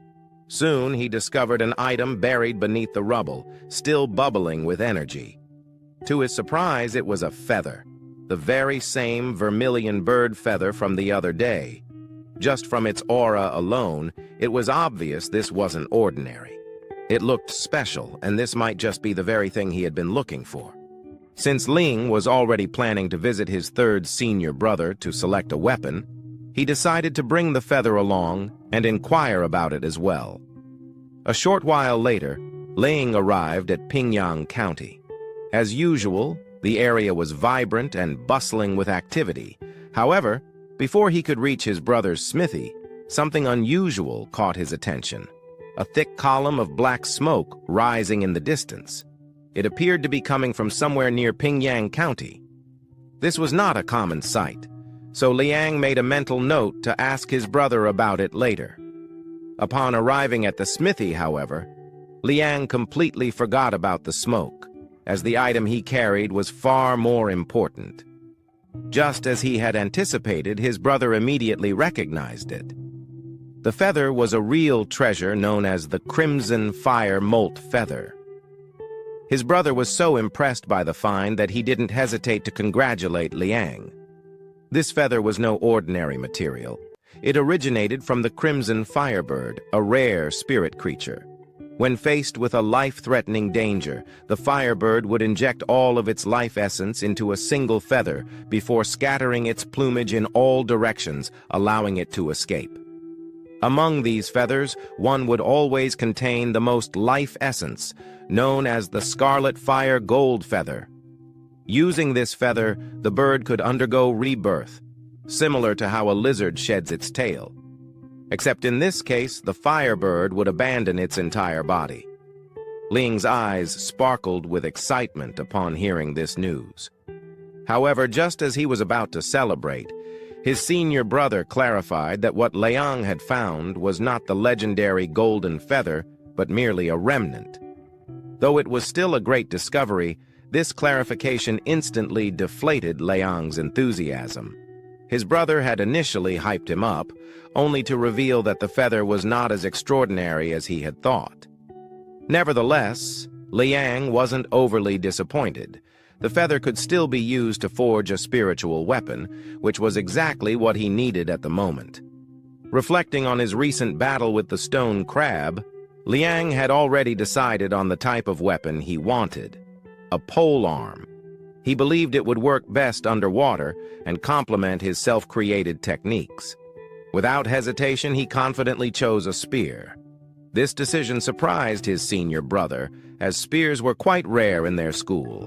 While longer weapons offered the advantage of reach, they were also harder to control. Despite this, Leang remained firm in his choice. He knew exactly what he needed, and his unique fighting style demanded something unconventional. Seeing his resolve, his senior brother didn't question him further and agreed to forge the spear. Leang was grateful for his brother's assistance, though he understood that crafting a weapon wasn't an instant process. He would have to wait a few days for it to be completed. Just before leaving, however, something caught his eye again, the same ominous column of thick smoke rising in the distance. Instinctively, he turned to his brother and asked about it. The mood shifted instantly. His brother's face darkened, and his anger boiled over to the point where he cracked the table he was holding. The smoke, he explained, was coming from Fawa Temple. A massive fire had broken out that morning, and amidst the flames, something terrifying had emerged, a mountain demon straight out of a nightmare. Hours before the chaos unfolded, on the outskirts of Fawa Temple, a woman was seen running frantically toward the temple. Her tattered clothes and bruised body made it evident that she had endured unimaginable suffering. Despite her advanced pregnancy, she pressed on, driven by sheer fear. The moment she spotted someone and attempted to cry for help, her body gave out, and she collapsed on the spot. Fortunately, her desperate efforts were not in vain, as the people at the temple took her in and cared for her. However, when she regained consciousness, it was clear they demanded answers. How had she ended up in such a dire state? Out of gratitude, the woman explained her ordeal. She revealed that she was originally from Huazhu County. 3 months prior, she had traveled to Pingyang County to visit her relatives. However, her journey took a horrific turn when she encountered a group of sinister-looking bandits. They blindfolded her and dragged her to an unknown location, a place she described as nothing short of hell. The people there had been tortured and broken, stripped of their humanity and transformed into something unrecognizable. She lamented that being kidnapped for ransom would have been preferable to the fate she endured. Instead, the bandits sought something far more sinister. They intended to refine her into a pill. Meanwhile, in the very hellhole she described, a ritual was underway. A large group of robed figures focused their energy on runes carved into the body of a sacrificial victim, causing the victim's body to swell grotesquely. Once enough energy had been gathered, a man referred to as the Great Superior stepped forward, wielding a horrifying knife. He plunged the blade into the victim, and from the gruesome act emerged the very thing they sought, a twisted, monstrous pill.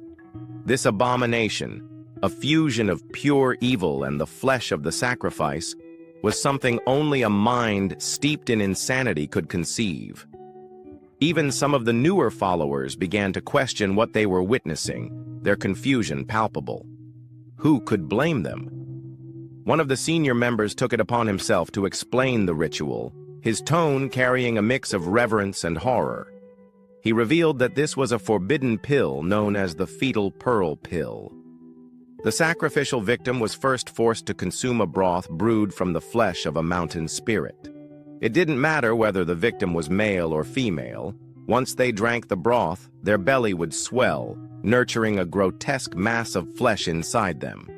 After 3 months, this mass would mature into a fetal pill, which could then be harvested and refined into a fetal pearl pill. It was said that consuming such a pill would grant immortality. However, if the mass was not extracted within the 3-month period, it would hatch, and what emerged from it was something even the most seasoned members of the group refused to imagine. Back at Fahua Temple, the older monk had gone to the city to inform the authorities about the woman's harrowing story. In his absence, the younger monk was tasked with bringing her food. As he entered the room, an eerie silence hung in the air. He noticed the woman's silhouette lying on the bed and assumed she had fallen asleep, which seemed reasonable given her ordeal. He was about to set the food down on the table when he suddenly stepped into something sticky. At first, he was confused, but the sharp metallic scent that filled his nose soon made it clear. It was blood, and it was fresh. When he turned toward the source, he froze in terror. All that remained of the woman was her lower half. His instincts screamed at him to flee, but his mind struggled to process what he was seeing. Desperate to make sense of the scene, he turned his gaze back to the bed, only to find the woman's lifeless upper half lying there. Just as he was about to run, another drop of blood splattered onto his head. Confused, he looked up, and immediately wished he hadn't. Perched above him was the ugliest, most horrifying creature he had ever seen. It was a monstrous baby. The little monk had returned from the city with 2 officers and a cultivator from the Yang sect, the same senior who had previously tried and failed to stop Yan Kai from beating up Libo and Ji Chang. Thanks to Yan Kai's connections with the Jiao Manor, the senior Lu Xiaohui had been unable to intervene. The officers were more than relieved to have him there. It was far better than calling in someone higher up. However, Lu Xiaohui hesitated, not out of humility, but because something about the situation unsettled him. In truth, he hadn't come out of goodwill. He had been personally ordered by the steward of the Jiao Manor to recover bodies and retrieve certain items. Though he hadn't been given details, he knew better than to expect anything good. This was dangerous, and he was well aware of it. Yet he had taken the job anyway. Before he could dwell further, his thoughts were cut short as they approached the temple. The atmosphere felt off, eerily different from what they had expected. It wasn't just unsettling, it was ominous as hell. The moment they pushed open the gates, they froze, mouths agape. Countless monks lay lifeless near the entrance, their bodies sprawled across the ground as if they had been trying to flee, only to be caught right at the gates. As expected, the little monk's first concern was his master's well-being. Without hesitation, he rushed deeper into the temple. One officer followed immediately, while the other stayed behind with Lu Xiaohui to investigate. Most of the corpses bore jagged, deep bite marks, as if left by some enormous insect. But an insect of that size shouldn't exist. Worse, not a single body was left intact. Whatever had done this wasn't just a predator, it was something wicked. Lu Xiaohui cursed the steward under his breath. This wasn't what he had been told. The steward had mentioned only a few victims. But this was a massacre. Before he could process it further, the officer beside him noticed something. A prominent blood stain smeared across the floor. Judging by the trail, the bodies had been dragged to one particular place. The realization sent a chill through them. Without a word, they followed the trail, leading them straight to where the little monk and the other officer had gone. The moment they stepped inside, their breath caught in their throats. Their expressions mirrored the little monk's horror. Before them lay a waking nightmare. The corpses had been piled and woven together, twisted and fused into a grotesque nest. And sitting atop that macabre structure was something even worse, an enormous egg, but not of any natural kind. It was made of flesh, a pulsating, blood-slicked mass of tangled muscle and sinew, contorted in ways that defied nature. It was something no sane mind could have imagined, even in their worst nightmares. Before they could process it, the door behind them slammed shut. The nearest officer reacted instantly, throwing his weight against it. But no matter how hard he pushed, it wouldn't budge. It was as if something or someone was holding it shut from the outside. He shouted, demanding whoever was out there to open the damn door. But Lu Xiaohui barely spared the door a glance. He told the officer to stop worrying about it and focus on what truly mattered, the egg, because it was about to hatch, and whatever came out of it wasn't something they could afford to underestimate. These were mountain demon eggs, the mark of the Mother Phantom sect. That revelation alone sent a shiver down the officer's spine. That sect should have died with the remnants of the ancient dynasty. And yet, here was proof that something far worse had survived. It was said that when a mountain demon hatched and absorbed enough blood and flesh, it would prepare for its second phase. By the looks of it, the nest was ready. The egg wasn't just hatching, it was evolving. What would emerge would already be at the unbridled stallion stage, something that could tear through them without effort. As if on cue, the thing they dreaded finally happened. The ugliest motherfucker imaginable clawed its way out of the egg, dripping with blood and something far more vile. Its limbs were freakishly long, granting it unnatural speed. Before anyone could react, it closed the distance in an instant. Its first victim didn't even get the chance to scream. The remaining fighter's instincts surged into overdrive, but instead of running, the youngest among them chose to fight. His senior barely had time to react, reaching out to stop him. Charging in was beyond reckless, but it was too late. The monster shifted its focus to the young fool who had dared to stand against it. With terrifying ease, it caught him, sending his senior stumbling back. At that moment, the young officer realized just how close he was to death. Desperation surged through him, and he cried out for Lu Xiaohui to help, but Lu Xiaohui didn't move. His mind raced, calculating the situation. The truth was clear. He didn't stand a chance. A man who hadn't even broken through the 4 barriers was nothing against a creature at the stallion stage. The logical choice was to retreat.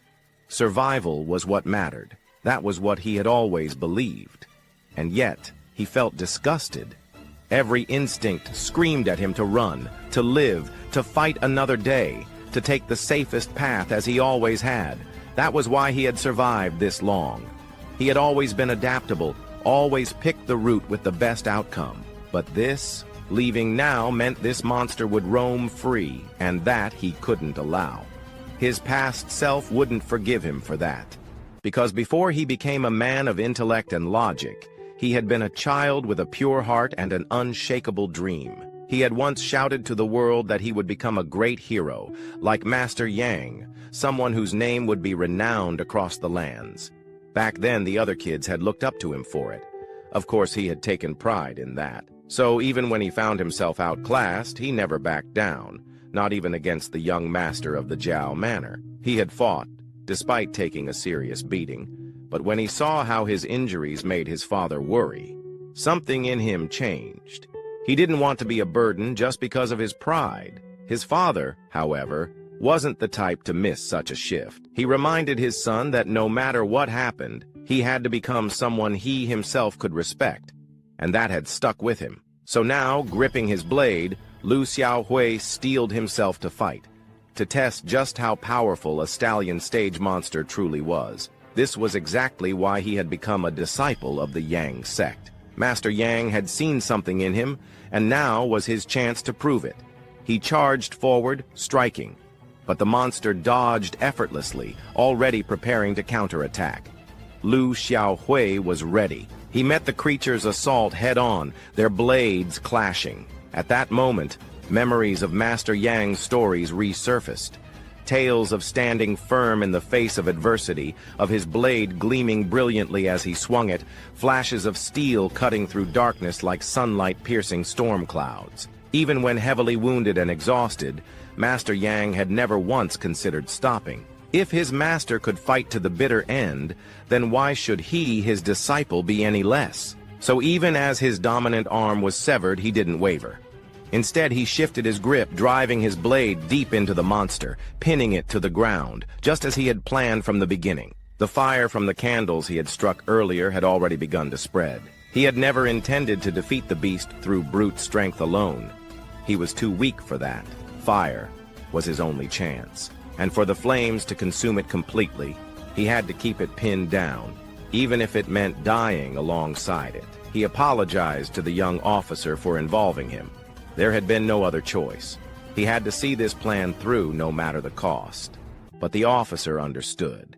After all, the reason he had become an officer in the first place was to do what was right. And this was undoubtedly one of those moments.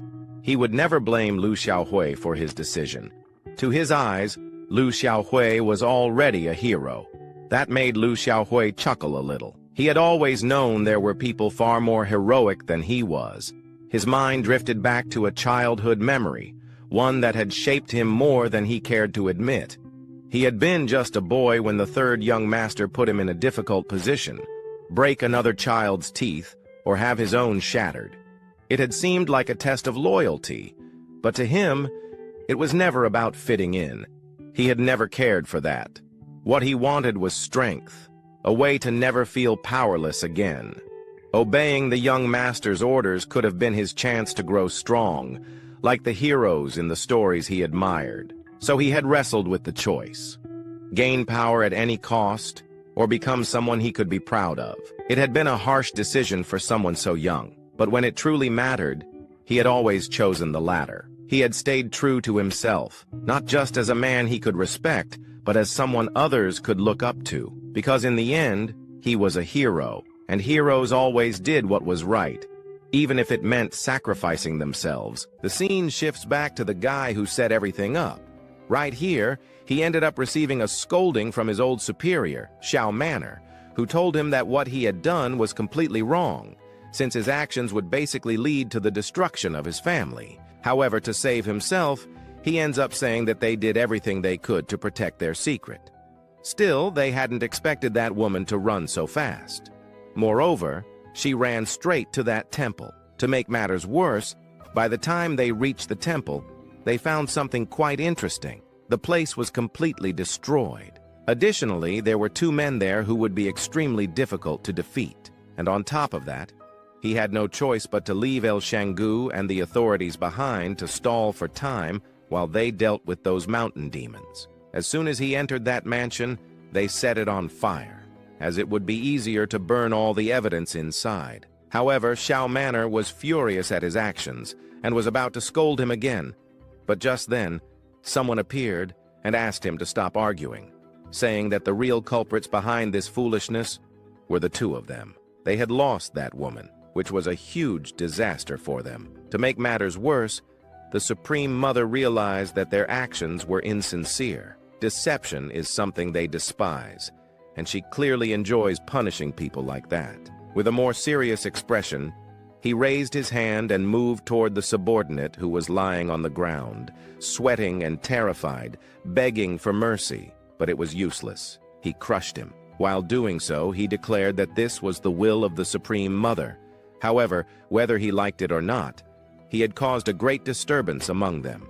The Supreme Mother, therefore, would bless him in the end, after his death. Meanwhile, he told him not to feel too happy about it, because they were all in the same boat. He understood all of this, and began cleaning up the mess that had been made. While he was doing so, Butler Zeng asked if he was really willing to abandon his children. He said he was fine with it, and that it would never happen again. Regardless, he had nothing left to do there now. He would be leaving everything in the hands of that master. The other man agreed, and then he left. As soon as he walked away, we see another servant commenting that the butler from earlier was basically threatening him. He said that wasn't good. However, on the other hand, he admitted the same thing. If not for his family's wealth, he would never have to listen to that old man. But thanks to him, he had managed to accomplish something quite significant. He had eliminated a large portion of those monks and ensured that the monster that came from that woman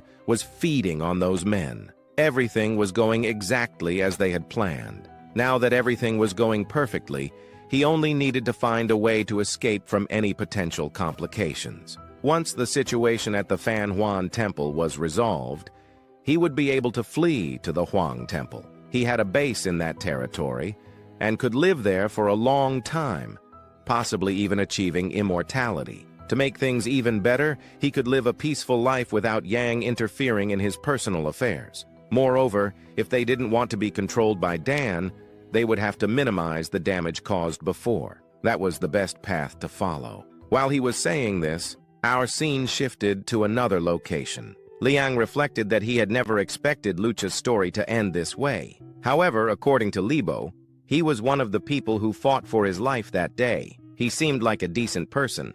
Yet according to his older brother, the school had never received any official requests from the authorities about that day. But he also wondered why, especially in relation to the Fan Huan Temple. Knowing it was all a scheme by some individuals, he realized that this world was truly cruel. Even so, he simply thought that maybe that monster outside had already been exterminated, until someone called out to him. He wondered if he was really back, and when he saw who was calling him, he recognized him as Uncle Shen. He started wondering what was going on. Uncle Shen told him that he should go home, as he needed to see something with his own eyes. There was a large crowd gathered at the entrance of his house.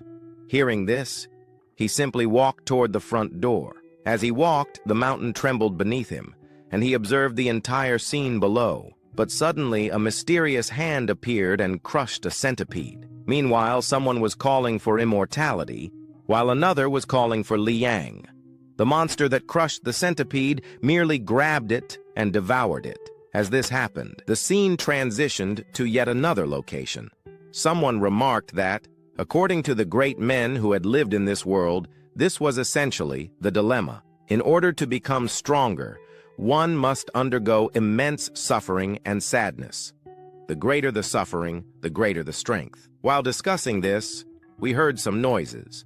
Meanwhile, the scene shifts to another location where someone else is saying the exact same thing. As he spoke about suffering being the foundation of everything, something essential to becoming a good boy in the future, the boy beneath him did not quite agree. After all, he was pleading for it to stop, as he had already been there for half an hour, receiving some kind of punishment for some reason.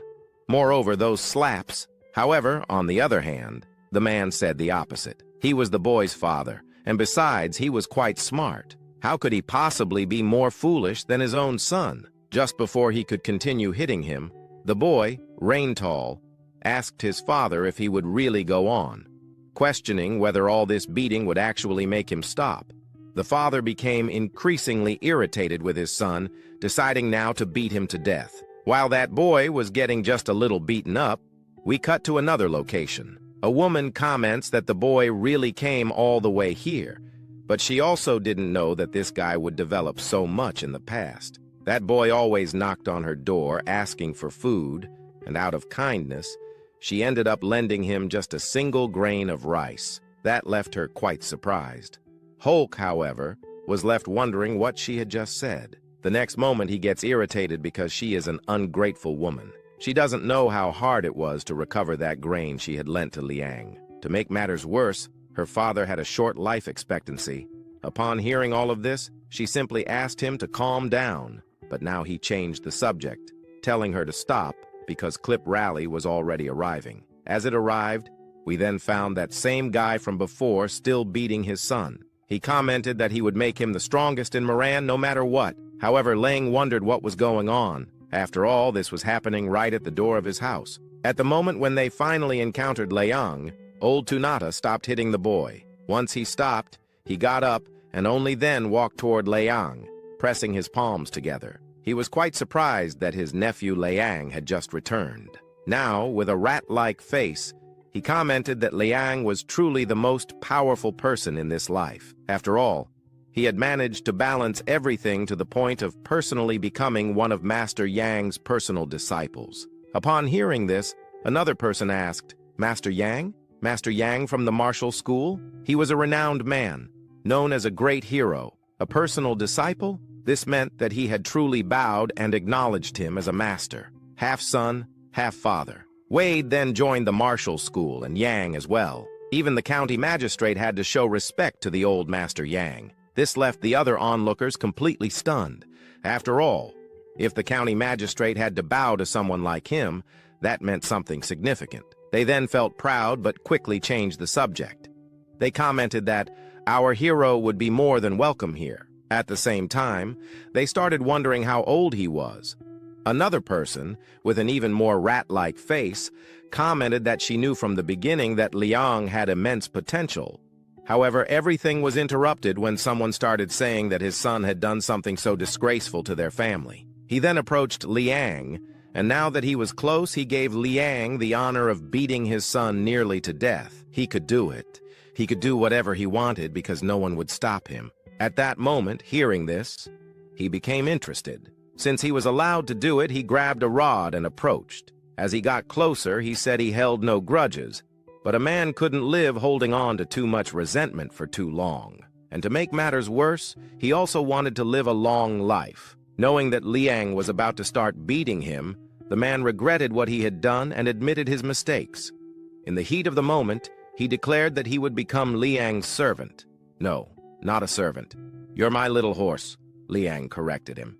The man only asked for one thing, to be spared after this humiliation. In response, Leang took the staff and threw it away, saying he would leave it for another time, or perhaps never. At that moment, he went far, perhaps too far. He had other things to do now. However, as he was about to leave, he was interrupted by some men who were still tied up. He became angry at his father because he still wanted to beat him more. However, his own father approached and told his nephew Leang that he was not so generous but also should not be ungrateful.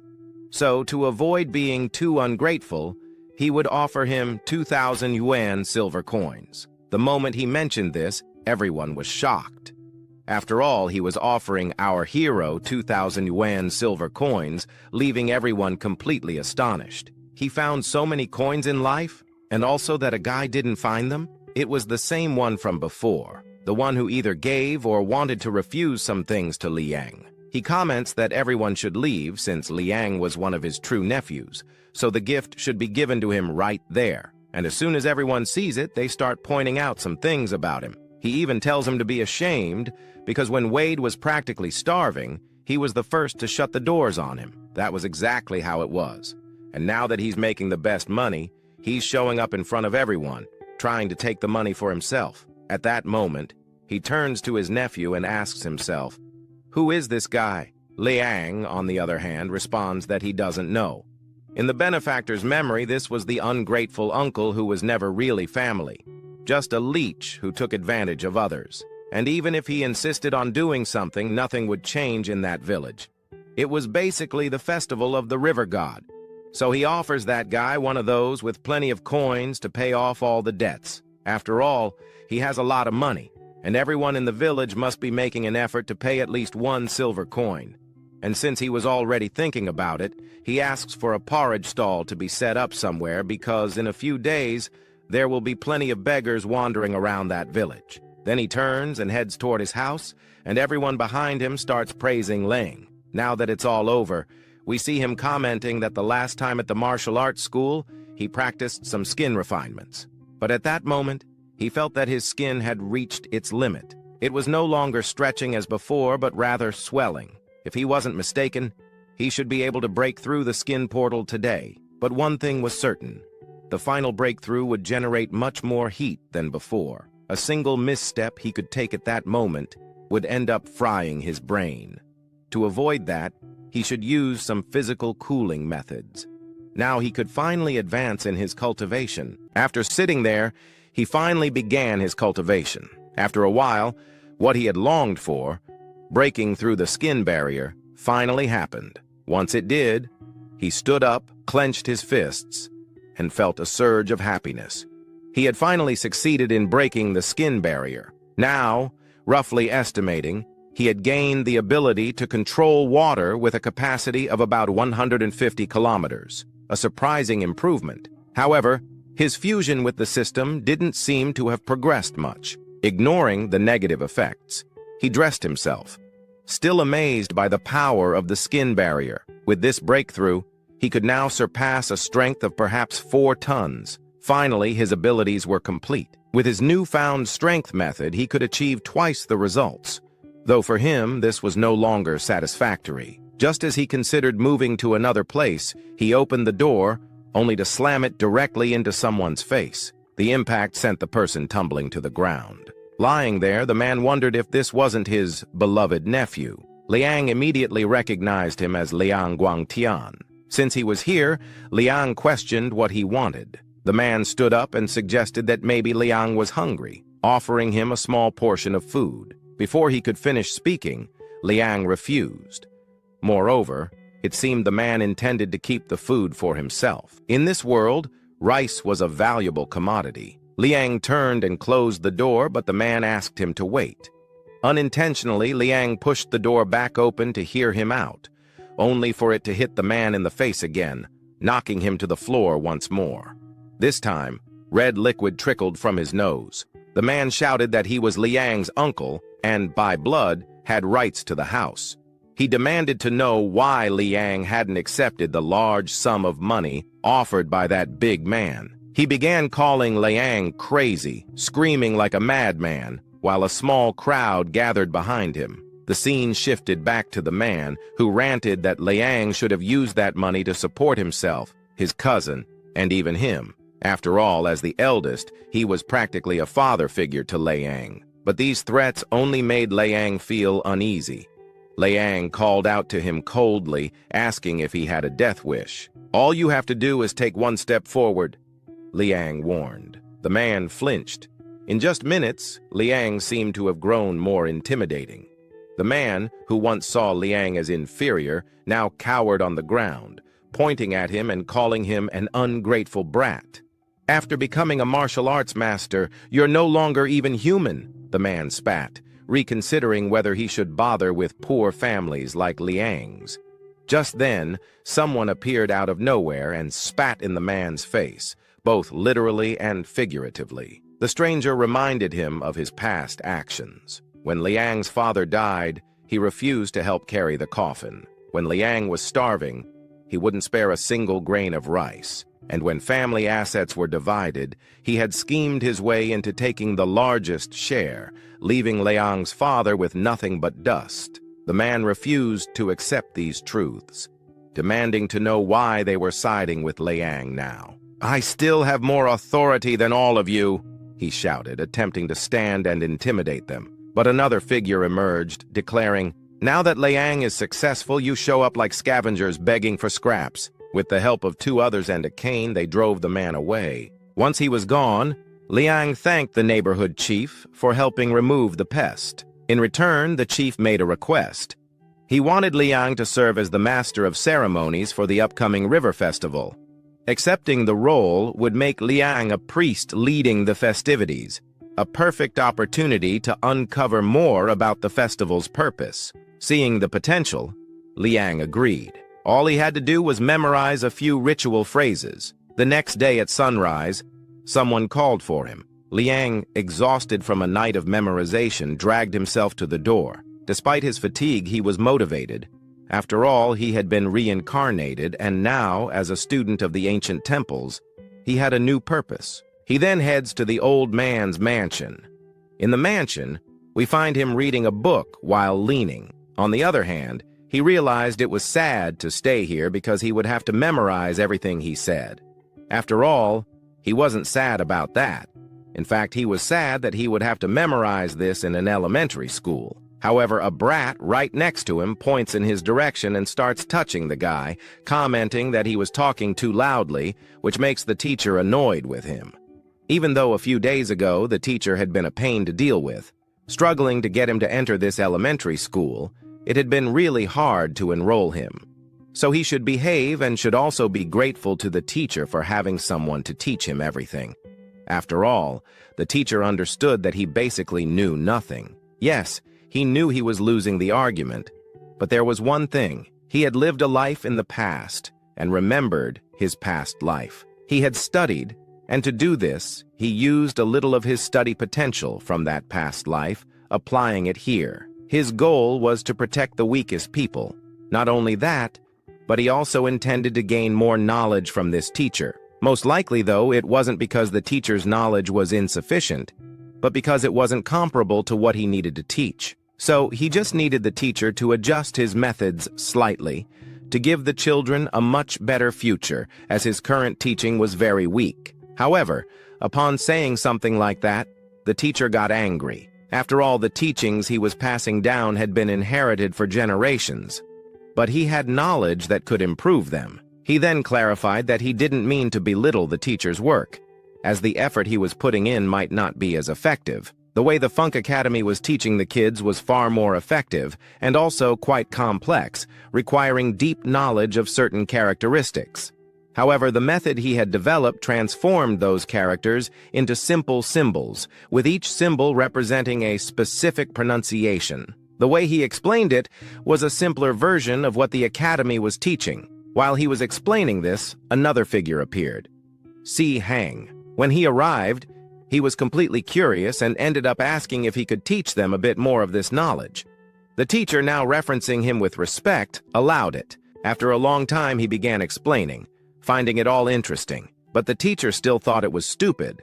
They couldn't just change something the past heirs had created. Yet again, Si Hong interrupted, and the teacher ended up declaring that he had just made a great discovery. Because of this, he could go to the great Shogu dynasty, where he would receive a reward. After all, there was a system for rewarding those who created something useful for humanity. He also began thinking that sooner or later, people would notice his uniqueness.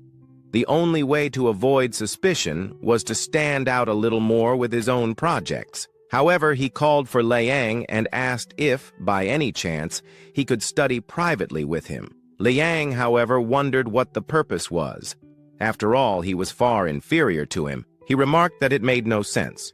There was no difference between the treatment at a warrior academy and here. But his master had told him not to worry about his own thoughts, but about those guys up there. He assured Liang not to worry, because he already knew a method to escape dangerous or risky situations. After all, the things his students couldn't question, he would question. And the things they couldn't overcome, he would overcome. Then he turned to Liang and asked if he might want to become his student. Liang, on the other hand, bowed and accepted. As he bowed in acceptance, the scene shifted to inside a lake, where we found Liang's pet crocodiles playing with a ball. The three of them played freely, but Chunky found it the most interesting. He asked one of them to throw the ball with all its strength. Finding this amusing, the crab did just that. It lifted its little paw and launched the ball as fast as possible toward Chunky. Chunky, aiming to catch it, failed because it was too fast. Instead, he was struck by it, thrown backward at high speed. In the end, he managed to grab it, but in doing so, he collided with something mysterious. That something turned out to be a bell, which cracked upon impact, and as it cracked, a mysterious glow emerged from within. Now that it has cracked, another hour later, we find Liang inside the lake. The crocodile ends up guiding Liang to a certain place because he had something interesting to show him. However, he was also happy about the victory he had achieved in the volleyball and water fight, using that ball made of vines, so he asks his pet to show him the tunnel they dug. After a while, Liang finally arrives. Then he wonders if, by chance, this was the place they had managed to dig. To demonstrate what happened, the crocodile ends up mimicking the same action that Chunky did, which irritates Liang a little. He understands that the crocodile did a good thing by showing everything, but now they intended to go inside. However, every time he got closer, he found the texture of the vines too strange. Curious, he grabs one of the vines and, after holding it, bites into one. He immediately spits it out, unable to even scratch the tough surface. Realizing he can't bite through it, he decides to climb instead. Once he reaches the top, he notices that there was no more water up there. Now that he's here, he sees that all those vines seem to converge at this point. While he's thinking about this, one of the mysterious centipedes appears from behind. The creature jumps and lunges at Leang, who quickly dodges. Because of his evasion, the centipede crashes into some rocks. After a moment, it gets back up. Leang is grateful that the centipede is slow, but then he realizes it's an aquatic centipede. As he processes this, the centipede jumps toward him again. But this time, the crab on Liang's shoulder reacts, using its little claw to block the centipede's attack. Now that the threat is halted, Leang notices that the crab's claws seem to have grown slightly larger. Realizing the danger, he considers fleeing, but before he can, the crab swiftly grabs the centipede. Impressed, Leang praises the crab for its quick action. Moving closer, he examines the aquatic centipede and, drawing from his knowledge, recalls that its strength and bite are terrifying. More importantly, they possess a venom feared even by martial artists. Looking at it now, he considers taming the centipede as a pet. Discarding it would be a waste. It could serve as a secret weapon. Besides, with his toughened skin barrier, he's strong enough to handle any risk. He picks up a sharp rock, cuts his finger, and places the bleeding wound near the centipede's mouth. As he does, a blood talisman appears over the creature. However, the centipede's strength surpasses even the crocodile's. The system warns him of its innate danger, but after a prolonged struggle, he finally tames it. Now that it's his, he names the fierce centipede Wei. But another realization strikes him. To level up this centipede, he'll need to spend 10,000 water essence. The staggering cost leaves Liang shocked. Each new pet he tames seems to demand more resources. He recalls eating a spiritual water mushroom earlier and wonders if more exist. The centipede suddenly scurries off, and Liang follows it to a hole where some vines are gathered. Strangely, he spots the shadow of a person inside. Curiosity pulls him closer, but all he finds is a skeleton. The skeleton clutches something in its hand, and nearby, words are etched into the ground. The writing tells of a vanguard general of the Navy who was defeated, gravely injured, and drifted here. Ashamed to face His Majesty, he chose to end his own life in this very spot. Of course, he wanted to understand a little, and our story continues shortly after he got closer to all those things that were happening. As he got closer, he continued to read a little more. However, the things that were written on the ground were practically disappearing, which meant he didn't end up understanding many things. If he is a warrior, Leang then begins to think that there must very likely be some weapons stored or thrown away nearby, or maybe even that mushroom over there holds something spiritual. Out of curiosity, he looks inside the box and finds some spiritual mushrooms. However, before he can leave, he will be taken to a specific place to be buried and given a dignified burial. Additionally, with that, he will finally be able to reach level 50. In the meantime, he sits there in front of his pets, who end up wanting to eat the mushrooms. However, Liang refuses. After resisting for a while, he takes a piece and devours it, finishing it a few minutes later. He feels completely light and soft, but then the system shows that he has just gained 216 points of water essence. He is surprised by this because even the crab eggs didn't give him that much. So, if he finishes and eats the whole mushroom, he will earn many more points. With that in mind, he ends up eating it. Later, he receives a message from the system. By leveling up, he has completed some missions, and with that, he also receives a new ability, aquatic jump. With this, he ends up feeling even stranger. A glow appears on his chest, and he realizes what this means. It makes him stronger. He approaches the exhausted figure on the ground, now just a skeleton, and refers to him with respect for having granted this new power. However, now with his new abilities, he sees a puddle of water and starts thinking that he should be using his powers underwater. We can see him using his new ability. By the way, it's very good. He can run very fast, but he can't control it well because in the end he ends up slamming into a wall. Besides, while the movement ability is impressive, it consumes a lot of his stamina. As for that ability, thousands of aquatic steps. If it really is real, this would be absolutely insane.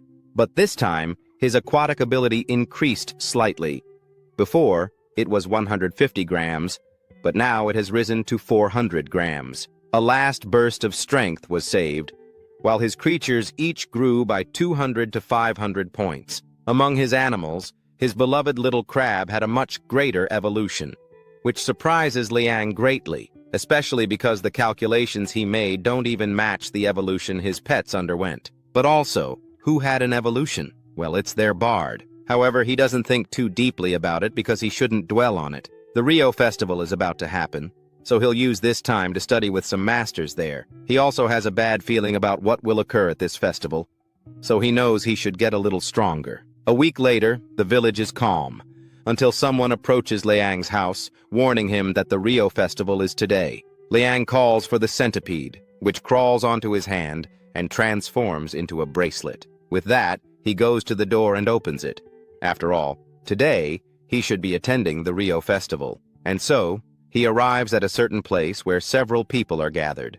Among them is a little girl who, out of nowhere, starts crying while walking with her mother. Confused, the mother approaches her daughter and asks what happened. The girl points in a direction and says there was a monster there, but when they look, they find nothing. Since she doesn't see anything, the mother tells her to stop telling stories, and they leave to enjoy the festival. Meanwhile, the scene advances further, and there we find the monster the girl had just encountered. This monster spoke of immortality, yet it called for Leang, thirsty to find him. The scene changes to the festival, where everyone was happy, beating drums and offering animals as sacrifices to the river god. As we look around, we find a man carrying a haystack with smoke billowing from it. He urges Leang to go ahead, as his goal was to reach the stage and deliver a beautiful speech to the crowd. With his goal achieved, Leang begins climbing the stairs. Only after a long time do we see, down below, the same man from before, still holding the haystack, announce that the festival was about to begin. Leang takes a scroll and starts speaking, addressing a certain river god, urging it to calm down. As he speaks, we see Liang's two friends below, both looking up at him. They realize that Leang is now at a vastly higher status than them. They wonder what happened. After all, they grew up together. Shouldn't they be equals? While they ponder this, Leang remains 100% focused, reading from his scroll. Meanwhile, atop some nearby houses, the monster from earlier reappears. It crawls stealthily across the rooftops until it finally spots Leang. Sensing its presence, Leang recognizes it.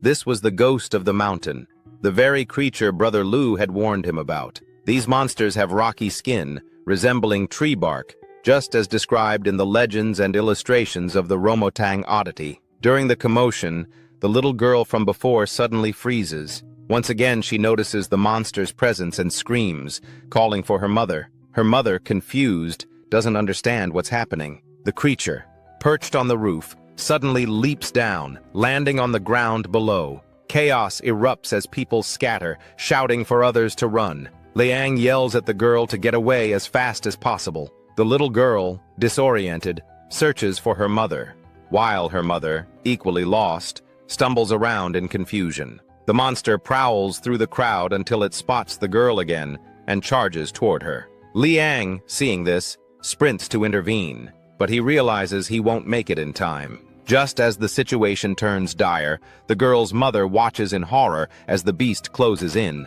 But before it can strike, one of Liang's friends dashes forward, faster than Leang himself, and snatches the girl to safety. "Hold on," he tells her. "Just a little longer." Meanwhile, the monster shifts its focus and lunges at the rescuer. Seeing this, Liang's other friend springs into action. Drawing the dagger he had trained with, he hurls it at the creature. The monster dodges, proving itself both smart and agile. Realizing his mistake, and that he can't reach his friend in time, he watches helplessly as the monster prepares to strike. The friend, cornered, screams for Leang, wondering when he'll appear. At that moment, Leang unleashes his new ability. Harnessing his power over water, he forms a massive fist from the air above and slams it down with full force. The impact cracks the ground beneath, crushing the monster beneath the blow. Finally, Leang arrives, panting, sweat beading on his forehead, relieved to have landed a hit, but bracing for what comes next. But to understand how he got there so quickly, we need to go back a few minutes earlier. We found Leang saying that it was late. He wouldn't be able to get there in time. Until then, out of nowhere, he finds a jug completely full of water. As he looked at it, he realized that it was river water. But nevertheless, he needed a lot of water. This might not be enough. However, he can't give up now. To do so, he ends up putting his hand out and asking it to rise. Then, after a long time trying to control the water, he gets what he wanted. He ends up picking it up and throwing it toward them. Our hero's friend is surprised by this, and only later do we find Leang now facing him, preparing to punch. After he prepares it, he ends up hitting it squarely, smashing the monster back into the ground. Then, arriving in time, we see Liang's friend, scared, wondering how he managed to do this. He can't be explaining this now, so he asks him to get the little girl out of here. He ends up agreeing but says he'll come back later to help. Now that everyone has left, Leang ends up wondering where that thing went. He stops because the ground was completely covered in smoke. After a while, he realizes that the monster was no longer there. Only later do we find him now behind Leang. He prepares one of his claws, and only then does he prepare a blow that almost hits him. But Leang uses his arms to defend himself from its attacks. Even while defending, he realizes that this monster was very strong. He knew that he couldn't afford to be caught by it anymore, so he starts dodging its blows. Even so, the monster advances. As it does, Leang thinks that at some point there would be an opening, and after a while, he finds his chance. Only then does he prepare a blow, and after readying it, he lands that strike on its face. Afterward, taking the little girl a little further away, they end up coming back with the objective of helping Leang, saying that now they will assist him. Thinking about this, he believes he can immobilize the monster for a few minutes. After restraining it, he tells them to attack the monster's joints, not random places. So they do. The two of them land a blow in a specific spot on the monster, and only after striking there does the monster start screaming in pain. Once all this is over, Leang even asks the monster if this will be enough to knock him down. After saying this, he kicks it in the face, making it stagger back. However, he calls for his Xeno, the centipede. That centipede comes out of his arm and once released, goes toward the monster, striking its neck. Meanwhile, Leang comments that the Xeno's poison is no joke. This time, he might actually defeat it. The monster, after being bitten, feels the sting and roars in pain. However, behind it, we find several people who were just watching, knowing that prying into other people's lives, meddling in others' affairs, was not good. Then, the monster turns toward them. Its objective, of course, was to advance on them. Because we know one thing is certain. This monster recovers by devouring people. The guys are terrified when they see that thing approaching. Leang, witnessing this, realizes that the monster is targeting weaker people. So he picks up a stake from the ground and, with all his strength, lifts it. Only after gripping it does he manage to quickly hurl it toward the monster. Of course, it gets impaled. The dagger that was already stuck in it now has the stake lodged on top. Yet, it's still not enough. Such a blow wouldn't take down a strong monster like this. So Leang advances and, with his knee, delivers the final strike. This blow is enough to crush and completely shatter the ground. The creature screams in pain as Leang says that maybe it's all over. However, the thing shrieks about immortality at the same time. Now that everything is over, we find some people below terrified by what happened. Some even wonder if the river god was punishing them. Others question what kind of monster this was. Liang's friends approach afterward, wondering if this conflict will continue. Where could this village live in peace knowing this threat? The monster then declares that this wasn't all they wanted. They had imagined this was a gift. Leang, on the other hand, says that this was a blessing for Yexing village. Leang then takes the dagger, moves toward the monster, and severs its head. He shows the villagers the monster's head and declares, "This is an offering for the river god." Right after he talks about this, we see below the system saying that River's sacrifice has ended. River's favor ended up increasing from 0.001% to 1%, and our story continues right after he crushed that monster and used its head as a reference to the river god. After the reference was given, we then found some people surrounding the rest of that monster.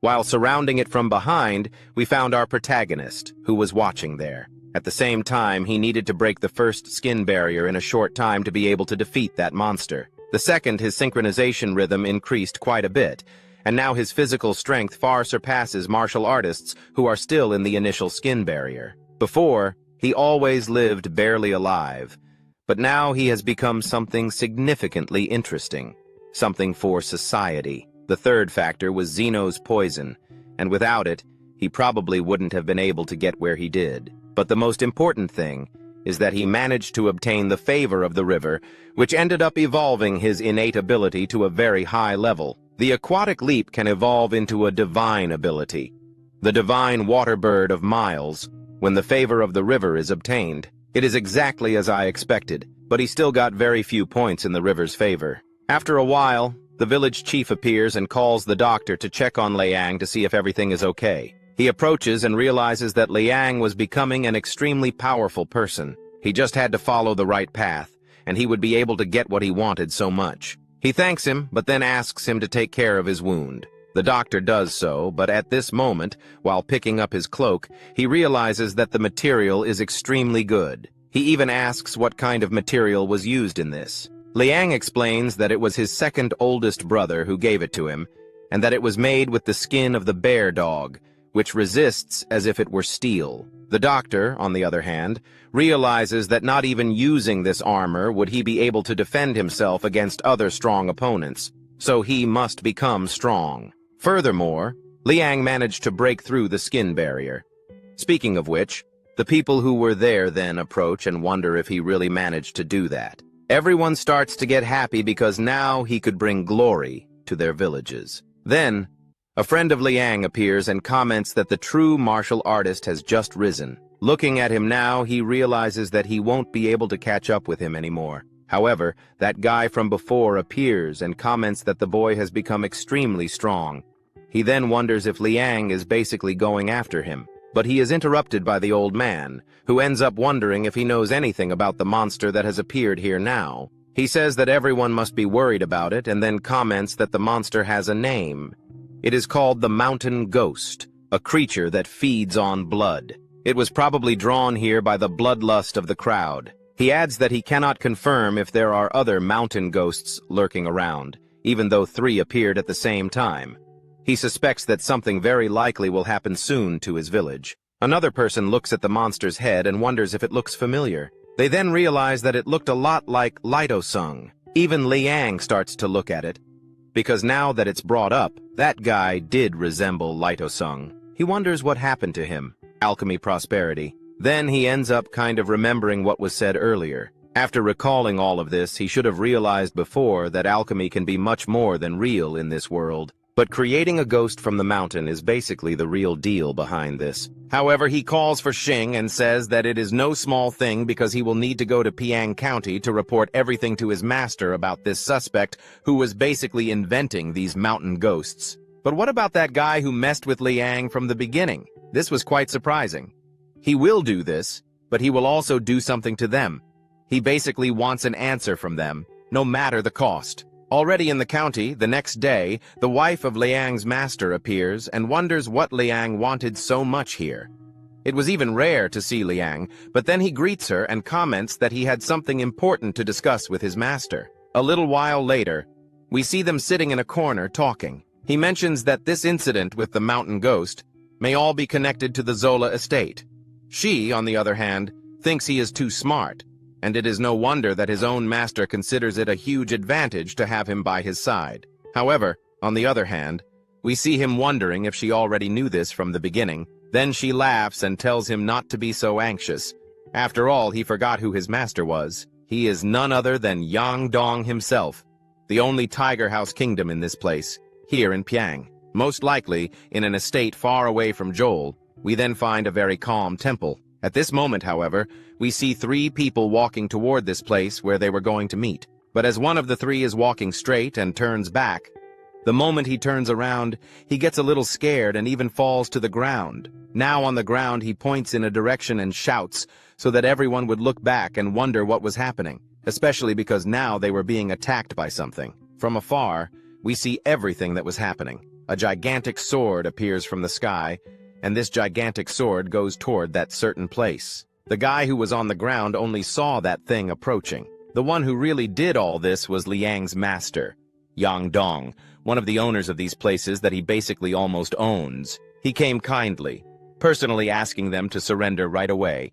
Before anything can happen there, the scene returns to the same place where Liang was before. Here, he is seen in the dark night, training. He hides as much as he can on a piece of wood and comments that 2 days have already passed on the master's property. The lady even told him to stay in Martial Hall so he wouldn't interfere with his own master's plans. She also gave him a bar worth 2,000 yuan so he could at least pay for the estate's daily expenses. Soon after, we see him surprised by the large amount of money given to him. However, thanks to the piles of flesh restoration, the lady's injuries healed much faster than normal. Yet, the master and the lady suspect that the cult, the Ghost Mother cult, launched a large-scale attack on martial artists in the hall to refine more pills. That's why they're keeping Liang there purely for safety. After a while, he finishes his last daily training. However, as soon as he does, something quickly flies toward him. Liang, noticing this, swiftly raises his hand, grabs a rock, and throws it as hard as possible, cracking the wall. He then demands to know who's there, only to soon realize it was his brother, Junior. He also acknowledges that his own vigilance was quite high. Junior admits he came as quickly as possible upon learning Liang was there, wanting to see him up close and observe his training. However, the topics they discuss are minor, which surprises Liang since Junior only returned today. Junior then invites Liang to train with him, throwing a spear in his direction. Liang catches it, eager to train, and resolves to fight seriously against his brother without holding back. He asks Junior to teach him some moves, skills, or techniques. As the fight begins, Junior picks up an orange, tosses it into the air, and directs Liang's attention to it. Meanwhile, he uses his spear to strike, but Liang blocks the move. The two engage in combat, and Liang eventually finds an opening. He considers counterattacking with his spear, but hesitates. Junior smirks, breaks Liang's stance, and ducks, avoiding any hits. Realizing he's at a disadvantage, Liang throws his spear aside, but Junior catches it. Junior then steps over Liang's spear and urges him to move faster. Finally, the orange falls to the ground, signaling the end of their sparring session. After the fight, Junior realizes Liang has broken through the skin barrier with his speed, confirming he has a pattern of destiny, something that astonishes Liang, who was unaware. However, Junior explains that one day, the pattern of destiny will fade, but he won't elaborate further since their master will teach him in due time. Still, they can't just stand idle, so Junior challenges Liang to another fight. Liang agrees, and they clash once more. After a long battle, Liang collapses, exhausted. As he sits there, Junior remarks that Liang's earlier claims about the Xiao property align with his own recent investigations. It seems something is off balance, as if someone is deliberately leaving traces behind, or perhaps Junior is just overly suspicious. He tells Liang to forget about it for now. Since Liang has broken through the skin barrier, Junior offers him a useful book called The Steel Strength Method, perfect for martial artists at the skin stage. He explains that martial arts techniques are divided into two categories, movements and strength techniques. Strength techniques involve channeling qi and blood, requiring deep control, something only top martial artists master. There's also an intriguing method for harnessing blood qi. Junior instructs Liang to finish the book first, then apply what he's learned in their next training session. Liang thanks him but then asks why Junior sought him out in the first place. Junior nearly forgets, but remembers he was sent to inform Liang that the special weapon he'd been waiting for was finally completed. Delighted, Liang celebrates, but the scene abruptly shifts to another location. Below, chains rattle as another monster, similar to the one that invaded Liang's village, lurks. Captured people are forced to follow a grim path. A guard, startled, recognizes a girl passing by as the same age as his daughter. Another man orders him to ignore her and move on. Elsewhere, a man reports finding crucial ingredients, though some exceptions exist. Rare materials meant for feeding a particular experiment. They must proceed carefully to ensure everything goes as planned. Inside a cell, frightened prisoners whisper in confusion. Below them, Another voice cries out for his young master. Scene shifts to another location. Spiritual weapons, as incredible as it may seem, have a spirit, and where there is spirit, there is also nature. Only those with furious arms can wield these weapons in their hands. But to reach perfection, it was necessary to forge it. Here, we see brother taking the iron bar that Leang had. Only after preparing it does he place it in the fire. He needed to refine its essence and increase its resistance. Having completed the first steps, it was now time for the second, activating the latent energy inside the feather core and letting it be absorbed by the tungsten steel. And now, we see that the steel, once an ordinary material, has transformed into something else. To achieve this, he must use a type of blood that is somewhat foreign. With that, he can now complete the tip of Leang's spear. At this point, all he needed was the final ingredient, the host's blood. Our hero, standing beside him,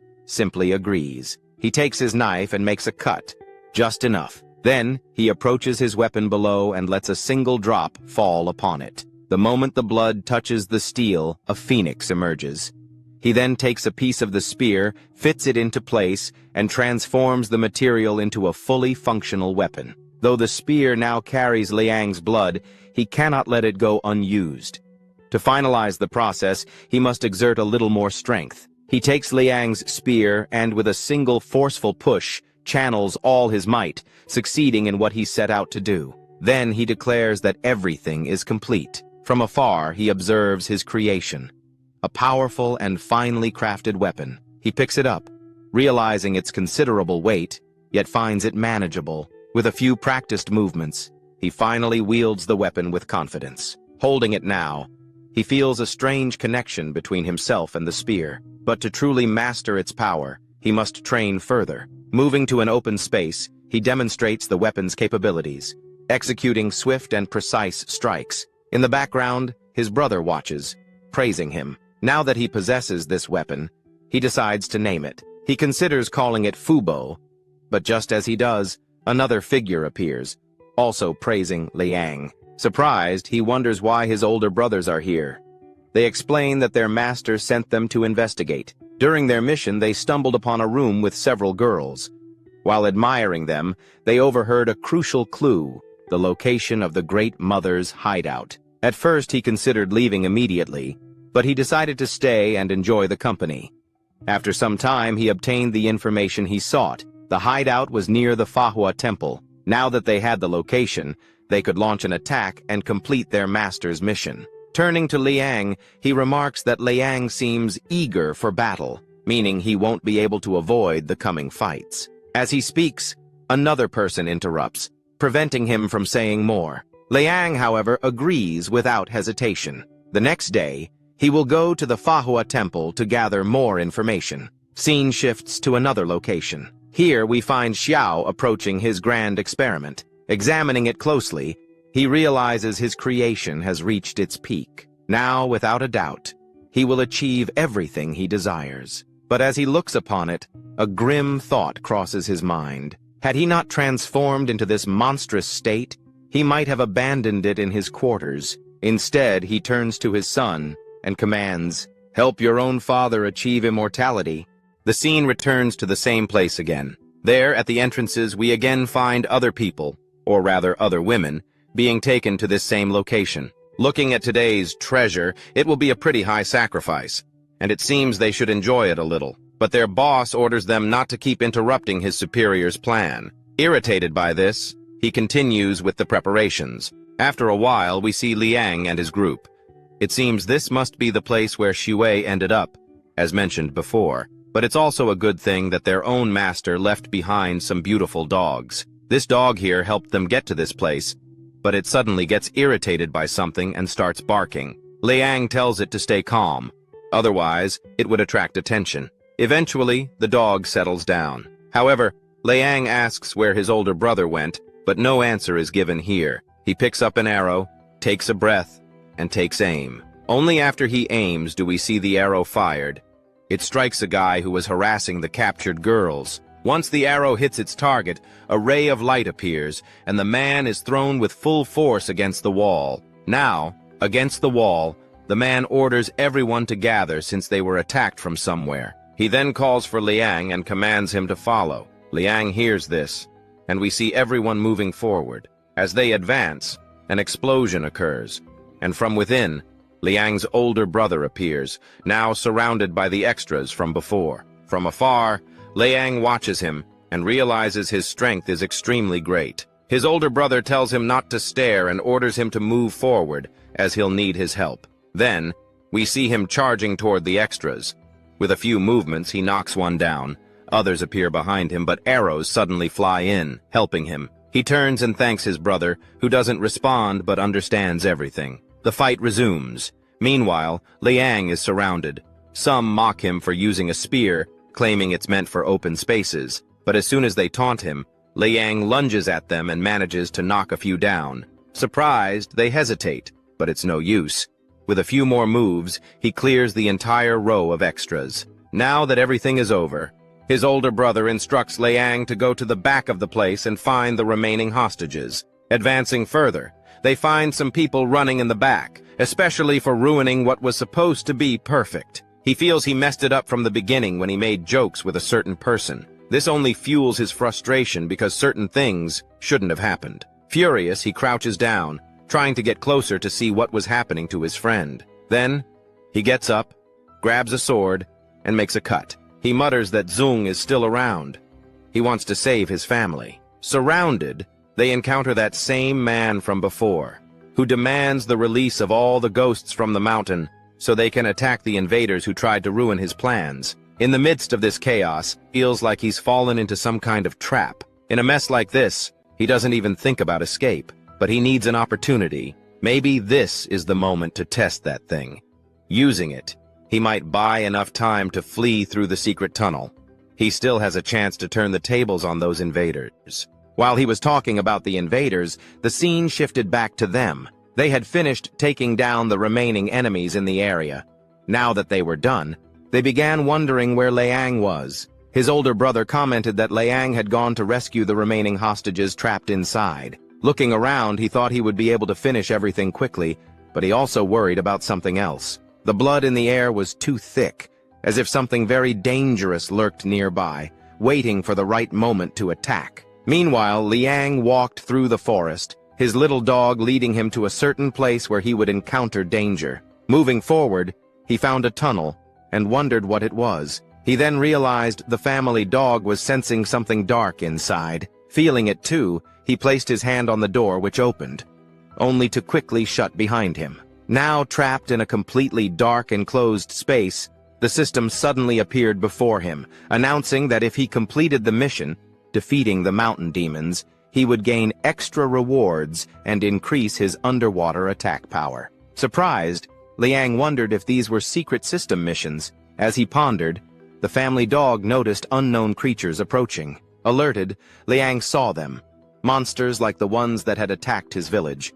But this time, there were many. However, he saw an opportunity. Defeating them was his only way out. He couldn't hold back. Preparing himself, he emanated an aura. Thanks to Zeno, his body had strengthened quickly, and his recent training had sharpened his skills.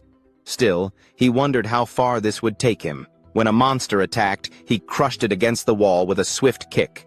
The system counted it as his first defeated mountain demon. But it wasn't over yet. Grabbing his spear, he hurled it, piercing another monster. The system counted it as the second kill. One after another, he took them down until only one remained. Standing over the last demon, Liang felt tense, but the battle wasn't finished.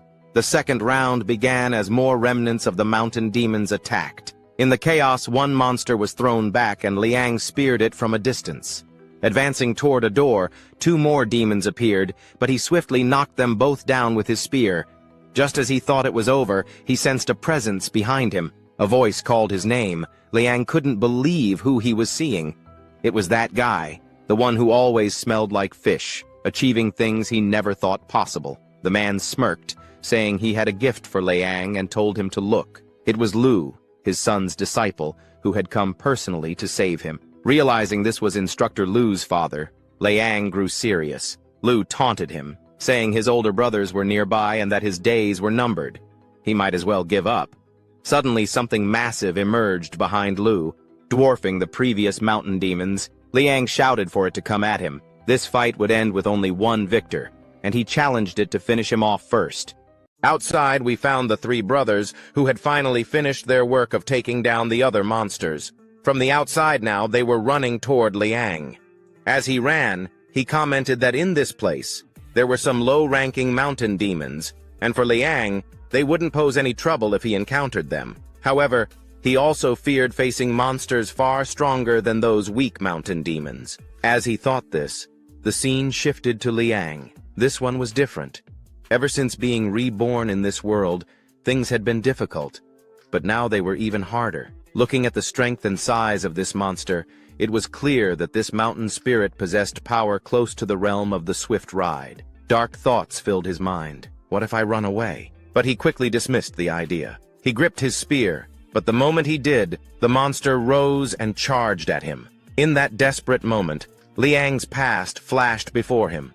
Memories of a life in a wheelchair. Yet he refused to let his past weaken him. If I didn't fear my past, why should I run from this monster? He stepped forward as the beast lunged, striking wildly. Most attacks missed, but one brutal blow connected, sending Liang crashing back. The monster pursued, closing the distance and rearing its fist for another strike. Meanwhile, Xiao watched in shock, wondering how Liang had grown so much in just 6 months, but it seemed futile. The monster rose again, advancing as its master coldly ordered, "Finish him quickly!" Liang steadied his spear and thrust, but the strike wasn't enough. The monster countered, slamming him into a wall. Injured and pinned, Liang struggled to rise as the monster's master laughed, mocking his hopeless situation. Then suddenly, a system screen appeared, announcing that Liang had defeated enough monsters to earn a favor from the Lord of the Mountain. The system offered him a choice. Merge the spirit you've obtained, with no time to hesitate. On the brink of death, he accepted. Instantly, he was teleported to another dimension, his body frozen as a mysterious figure materialized before him, calling out to a sovereign god. The entity recited cryptic verses, accusing Liang of breaking rules and demanding he surrender the dragon. When Liang refused, the sovereign god declared a designated attack. But before it struck, the scene snapped back to reality. The monster's master sneered down at Liang. "You came all this way just to die by my hand. Did you really think you'd leave alive? You could beg, but even that won't save you." He commanded his monster to deliver the final blow. As the creature reared its fist, Liang's eyes suddenly blazed with light. The ground cracked beneath them, a shockwave hurling the monster back. "What's happening?" the master gasped. Liang rose, his glowing eyes locking onto the group. But to understand this transformation, we must revisit the past.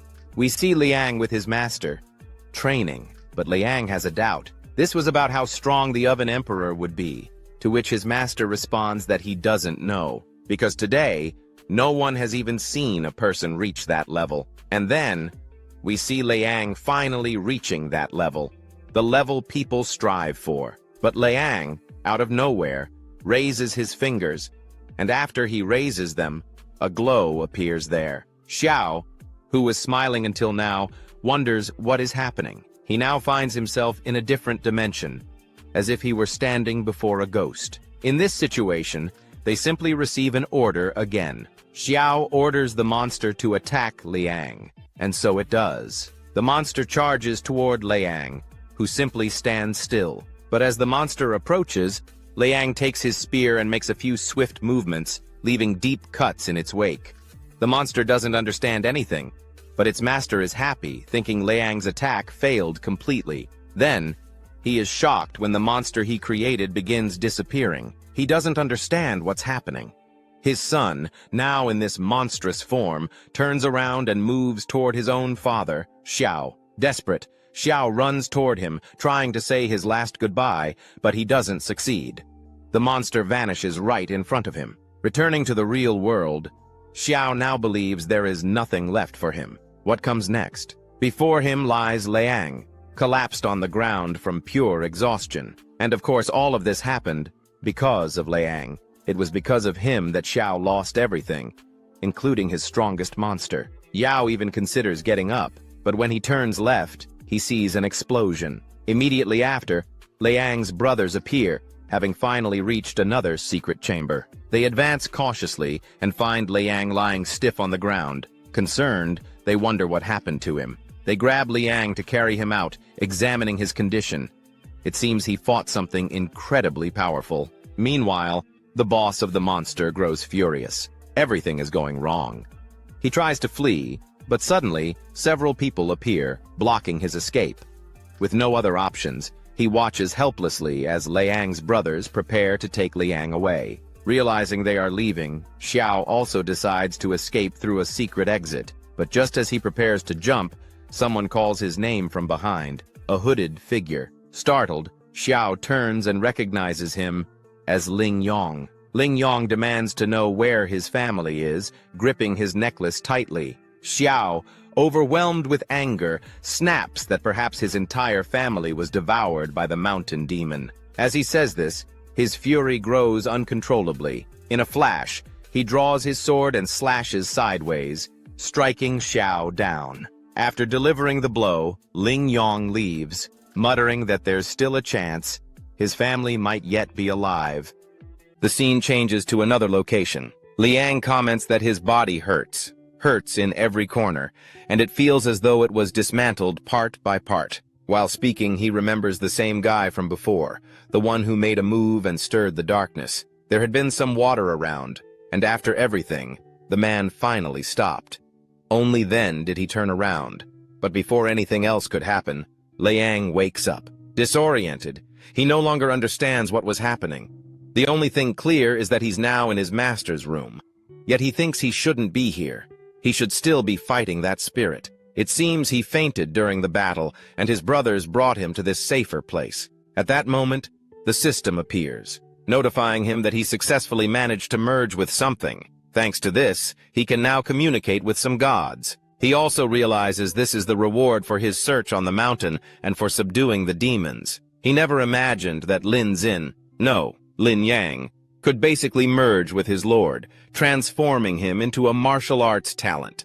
Without a doubt, his potential in the martial path has doubled. Now, he can feel the aura within his spear. It's almost as if the weapon is alive, breathing. Suddenly, the spear moves toward Liang's chest, and a fire erupts from within. After processing everything, he realizes he might already be breaking through to the next martial arts realm. What shocks him most is that he's reached the second barrier in less than 2 months. Perhaps this was the chance Zediang gave me, he thinks. Just then the door opens, and his brother bursts in, celebrating. Liang turns to see him standing there, full of energy. The moment they enter, his brothers ask him to lower his guard. They only came to check on him and discuss the secret case they uncovered. They explain that after he defeated the last mountain ghost, commanded by Xiao, he fainted. His brothers don't know how strong that ghost truly was, so Liang decides to keep it hidden. It would be too difficult to explain. He also mentions that Xiao mysteriously died mid-fight. While reflecting, Liang recalls an unknown person watching the battle. If they weren't from Xiao Palace, why didn't they help? With no other choice, he decides to report everything to his master. As he prepares to leave, his brother advises him to rest, but also mentions that Liang's new mansion is nearly finished. Surprised, Liang heads to the construction site and is left speechless. He now has his own mansion. The workers recognize him and cheer at his return. One asks what he thinks of the progress, and the master from before appears, handing him money. For saving so many lives, the master explains. Both factions pooled this for you. Use it for meals or whatever you need. Liang refuses at first, but eventually asks for the funds to be put toward finishing his mansion. The builders watch him in admiration, but abruptly, Liang changes the subject. He turns to the master and asks about the current state of his home village. The master replies that, thanks to Shui, the Yang Pavilion sent 2 third-level warriors to guard it from afar. Their presence is intimidating, but Liang smiles, happy. He wonders what the original owner of this body would think of his actions. From the memories, that person never lived well. But now, Liang will ensure a good life for himself. As he ponders the future, the scene shifts to a lake. Standing by the water, Liang sighs. He lost his boat and now needs a new one. But since waking from his coma, he's eager to test his new abilities. He takes a step forward, attempting a divine technique he can't quite remember. What a waste if it fails, he thinks. Yet, to his shock, his water control has reached an unbelievable level. He's walking on the lake's surface. While all this was happening, we went back a little earlier. Here, we see some scared guys wondering what had happened. The hideout was destroyed. Even the one closest to him, Xiao, was caught and killed. Then, the silhouette of 3 people appears, revealing that those 3, that crazy bunch, ended up eliminating a good portion of their troops. Zhang, furious about this, kicks him and snaps that all he knows how to do is cry. Besides, the fruit they had planted earlier took so long to grow, but this incident ruined their plans. They lost many hideouts, and to make matters worse, they lost a lot of resources. However, some herbs remained. In this situation, he knew he couldn't stay any longer. He decided to take the ships and return to a certain church. His master agreed, and as he left, he thanked them. Meanwhile, we see this guy calling for his father, but his father interrupts him and remarks, "I planted this tree 5 years ago, yet it has never borne a single fruit." He then turns to his son and asks why he wants the tree to bear fruit. His son replies that even if this jujube tree doesn't produce fruit,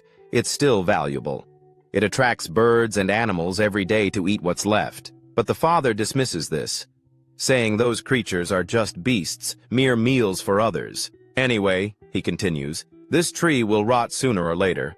I can no longer trust it. This also refers to the same guy he's following now. The ghost mother cult will see the tree rotting and falling. So tomorrow we'll send someone to deliver it to the Yang brat. He should take the boat to Hang tonight and leave this mess behind. As he says this, the scene shifts to another location. Meanwhile, we see Leang walking through the city. People stare at him, whispering that Leang alone faced a number of mountain demons. Hearing this, some grow frightened. That monster eats people, and that wasn't all. He had fought many big monsters out there. Likely, this rumor was spread by his older brother. As Leang grows bored with the attention, he notices something, his older brother standing nearby. Spotting Leang, he calls out and says, "There's something here for you." Confused, Leang approaches and finds a box. Inside are store ownership deeds worth 10,300 silver coins, outfits, and what seems to be Joe's inspiration. The rest appears to be benefits Joe left for everyone, hoping they'd meet again. Some parts of the letters were unclear, but among them were escape routes from the Ghost Mother cult and mentions of a certain person who would receive these items. It seemed their previous hiding spots had been leaked. Something was happening behind the scenes. Liang decides to take this to his master, asking for a step-by-step plan to block their escape routes while they devise a way to end this quickly. The scene then shifts back a month earlier. Here, we find a group discussing how a certain loyalist brought meals to his wife. As they talk, the scene changes to the man himself, muttering that he must hurry. Otherwise, his wife might go hungry. Just as he nears her location, he senses something wrong behind him. Before he can react, a sword pierces him from behind. He collapses, dark blood spreading around him. Then, a hand picks up the fallen meal. It's the same man from before, now saying, "I need to deliver this lunchbox soon." He moves toward his wife's location. But as we follow, we see the real man lying lifeless on the ground. In the middle of the day, Louis took water from the lake, thinking that it had already been a month, and that this was the final day of the appointment made by the envoy. When the time came, he would deal with his wife and child. But someone whispered to him that he couldn't bear to do it and offered to help if he couldn't. He splashed his face with water and replied that it should stay away from him. He looked furious, but then responded that he couldn't get rid of it because they were one and the same. Soon, Liang Q and his brother approached him to ask if he was running a ferry service. They needed to cross and required someone to take them. He accepted the task, and his wife and child saw him off, though Liang Q knew it wasn't the right time to move yet, as they still had to prepare to face the cult. Liang's brother asked old Louis if they were his wife and daughter, to which he replied yes. Then, with a serious expression, Sui told him that saying those words while wearing someone else's skin was disgusting. Louis replied that he didn't understand, and a moment of silence passed before Sui took out his daggers and uttered that he would have to peel the skin before the man spoke the truth. Annoyed that there was just one day left, the man frantically cursed out loud, uttering that if he could have just made it through that day, he wouldn't have had to kill the wife and child. He then decided to kill Liang Q and Shuai. His body emitted an ominous aura, which Liang Q recognized as signifying the galloping horse stage, so he immediately brought out his spear. As Shuai and old Louis engaged in a fight, Liang Q positioned himself behind Shuai and pointed his spear at old Louis, causing the boat to rock. Shuai told the man that there were two of them and only one of him, so he might not hold out, but the man asked who said he was alone. Suddenly, another man jumped from the water, expressing that old Louis should have let him out earlier. Liang Q got an alert that there was another one, just as chains wrapped around his arms and pulled him into the water. Louis revealed that ghost mother guards always come in pairs, one in the light and one in the dark, and that his shadow guard specialized in underwater assassination techniques. He told Shuai that if he couldn't kill him in 5 minutes, the kid would die, and the shadow guard confidently stated that the kid's lungs had likely burst already since underwater was his domain. However, he suddenly felt a yank in his chains that pulled him to collide with the waterbed. He asked what it was, and Liang Q stated that ever since his fusion level passed 70%, he had been curious about how far he could go underwater, so he owed him a thank you. The shadow guard couldn't believe he was being pulled with such immense force, and with a sharp gaze, Liang Q welcomed him to his domain. The shadow guard was thinking that in their world there are no gods, because if there were any, they wouldn't have come to save him, and they had never responded to him. If they existed, he believed he wouldn't be in such a state, as some believe gods can only be seen before death. He and Liang Q were facing off, connected by the chain, and he asked who exactly that guy was, knowing his own strength and speed and thinking that if he was fast enough, the kid would be dead for sure. He attacked first, but Liang Q used the water traverse to get closer and punch him in the jaw, blasting him away, and then he saw him disappear. He questioned how he was hit when he was on the galloping horse stage, just before Liang Q yanked him again, which surprised him. Liang Q then waited for him to come closer while preparing his fist. His punch landed with such power that it shattered the water, and dealing with someone in the galloping horse stage underwater wasn't a problem for him at all. Worried for his senior, he plans to immediately return to the boat, while the shadow guard, unable to move, thought that this big brother was right about gods only being seen before death. Liang Q, together with Sleepyhead, swam up to find old Louis had crashed onto the boat and was still saying the little junior is dead, making Shuai tense until a hand grabbed the boat and, to their surprise, it was Liang Q. He reported that the short guy was eaten by a water beast underwater, and though he looked exhausted, he was putting on an act. A croc could be seen from a distance, making those two believe his story was true and that he just got lucky. After that, the one called Old Louis lost and was eventually arrested, and he looked back to his family to see the woman glaring at him and the child looking scared. Liang Q uttered that the cultists from the Ghost Mother sect don't seem particularly strong, and Shuai replied that they are a broken generation, explaining that a martial artist at the tiger hunting stage can live 120 years and the immortal stage even longer, but it has been 60 years since the fall of Great Qian, so the older generation can still hang on and the really old ones can live. But the middle generation is already dead, meaning immortal stage level veterans don't just show up casually, which led him to conclude that those people aren't the backbone of the Ghost Mother sect, and that the scary ones are the elites who come out of the sect at the Shao Manor. The envoy was pacing as he stated that after 40 years of joining the sect, developing branches and followers non-stop, he finally obtained the blood sacrifice grand technique, and he uttered that the sect is lacking in talent, desperately needing new blood, and the wolf-smoked great pill is his greatest hope. Then someone knocked on the door, which was taken down by a log that was sent flying toward him, but before it hit, he used his power to break it into pieces and asked who was there, discovering it was Gang and Hu. Gang attacked first, but the envoy blocked it with his forearms. The impact pushed him backwards, causing him to collide with the wall.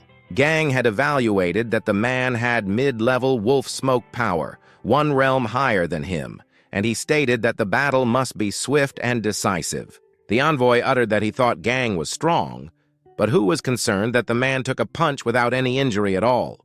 The man got up and dusted his clothes. Then he declared that none of them were going to leave alive. He exuded chi force, and Gang did the same. Gang stomped, and the statues were lifted. Then he kicked them towards him. The man chopped them off with his hands, got annoyed, and called it petty tricks. Next, an arrow was fired at him. Hu had released that attack. The man was confident that the small arrow wouldn't break his chi force, but Hu knew that it was enough. The tip of the arrow split and spat out smoke, blinding the man. Gang rushed forward to punch him, and it was followed by a huge explosion. He wondered if it was over. The man was on the ground, caressing his nose. He realized that he had been exposed thanks to Xiaohongyuan. Otherwise, they wouldn't have come prepared. He took out a pill while telling them that he wouldn't let a single one of them go. He created an arrow with his hand. Hu pointed out that the man's wolf smoke grape pill was gone, and Gang suggested that he surrender. This made the man realize that Jiao had told them about it too. But he told them that it wasn't actually a pill. They saw him put something in his mouth. He swallowed it and his body transformed. He somewhat looked like a monster, and his power was overwhelming. An image of the mouth of the mountain ghost appeared behind him as he exhaled. He asked them if they could withstand the power of late-stage wolf smoke. Shuai and Liang, leading a horse, were off to the Jiao Manor at the end of the street, and he suggested they hurry. When they arrived in front of the house, an eerie feeling prevailed, which Shuai could tell was emanating from the third senior inside, and he knew it meant trouble just before a part of the house exploded. Gang commented that cults are cults after all because they always make themselves look neither human nor ghost. And the envoy called them a bunch of hypocrites acting all noble, telling them that the remnants of the former dynasty being neither human nor ghost wasn't what they had always wanted to see. His own past was chaotic. His village was burned down and everyone ran when the soldiers came. A man told a woman to take the child with her and run, as the soldiers were there to kill all remnants of the former dynasty and wouldn't let anyone live. Eventually, the child's mother got sick and was on her deathbed. The child met the sect, and they told him that every one of them shall devote their lives to serve the Holy Mother. And knowing it was not meant for such a child to survive, they took him as their disciple, and he was renamed Huang Zejun. At the current moment, Zejun attacked Geng, their kui clashed, and Hu couldn't provide support because it was difficult to aim until he heard someone calling out to him, realizing Liang and Shuai had arrived, to whom he admitted he couldn't help Geng. Shuai then took over the bow and arrow and aimed while Liang watched the fight of a wolf smoke and admitted he was overwhelmed. Geng, knowing he wouldn't last long and must find a way to break the stalemate, speculated that the weak spot was around the heart and planned to create an opening for his junior brothers. An arrow was shot over his head aimed towards Zejun's heart, but Geng found it strange because the arrow didn't feel like it was the fourth brother's power. And Zejun emphasized that it wouldn't even scratch his ki force, which made Geng understand that Shuai was misleading Zejun. They worked together, making it possible for Geng to stab Zejun in the chest, and as Zejun was taken aback, Shuai saw the opportunity and released a powerful arrow. There was a statue of a masked man, and while staring at it, the teenage Zejun once asked his master why they couldn't live openly under the sun, to which his master replied that they were the remnants of the old era, a time that had no place for them because someone had taken what was rightfully theirs, and that no matter what, they would one day make them pay the price. But now, an arrow had struck him directly in the center of his chest. As he coughed up blood, wondering how it was possible, Liang realized what had just happened. The first arrow, shot by his senior brother, had deliberately weakened power to numb Huang Zejun and make him think it was the fourth brother's doing. And then the second arrow immediately burst forth with galloping horse stage peak power, making Liang realize he had a lot to learn. When Zejun didn't move, Liang called Hu to bind him with a blue steel chain that was specially made for wolf smoke martial artists, whom Liang found terrifying because their hearts could shatter yet they would remain alive. Shuai patted his shoulder and told him not to be scared, uttering that those cults loved looking neither human nor ghost. which Zejun heard and repeated before asking them if they had ever lived in a cave where sunlight never reached all year round, if they had crawled out of a pile of corpses, and yelling that he only wanted to live openly under the sun, assuming that pampered people like them knew nothing. Shuai told him not to justify his evil deeds with righteousness, for his actions had destroyed countless families, leaving so many children without fathers, and so many fathers without children, and that he should not try to glorify his selfish desires because, instead of being pitied, Shuai felt an urge to break his limbs and dig out his heart to feed to the dogs. Leang was overwhelmed by this reaction, and Gang informed him that Shuai was an orphan from a village wiped out by the Ghost Mother sect, which Zeyun seemed to recognize, leading Shuai to almost choke him before Gang stopped them and said it was time to bring him back to the martial hall, causing Shuai to click his tongue.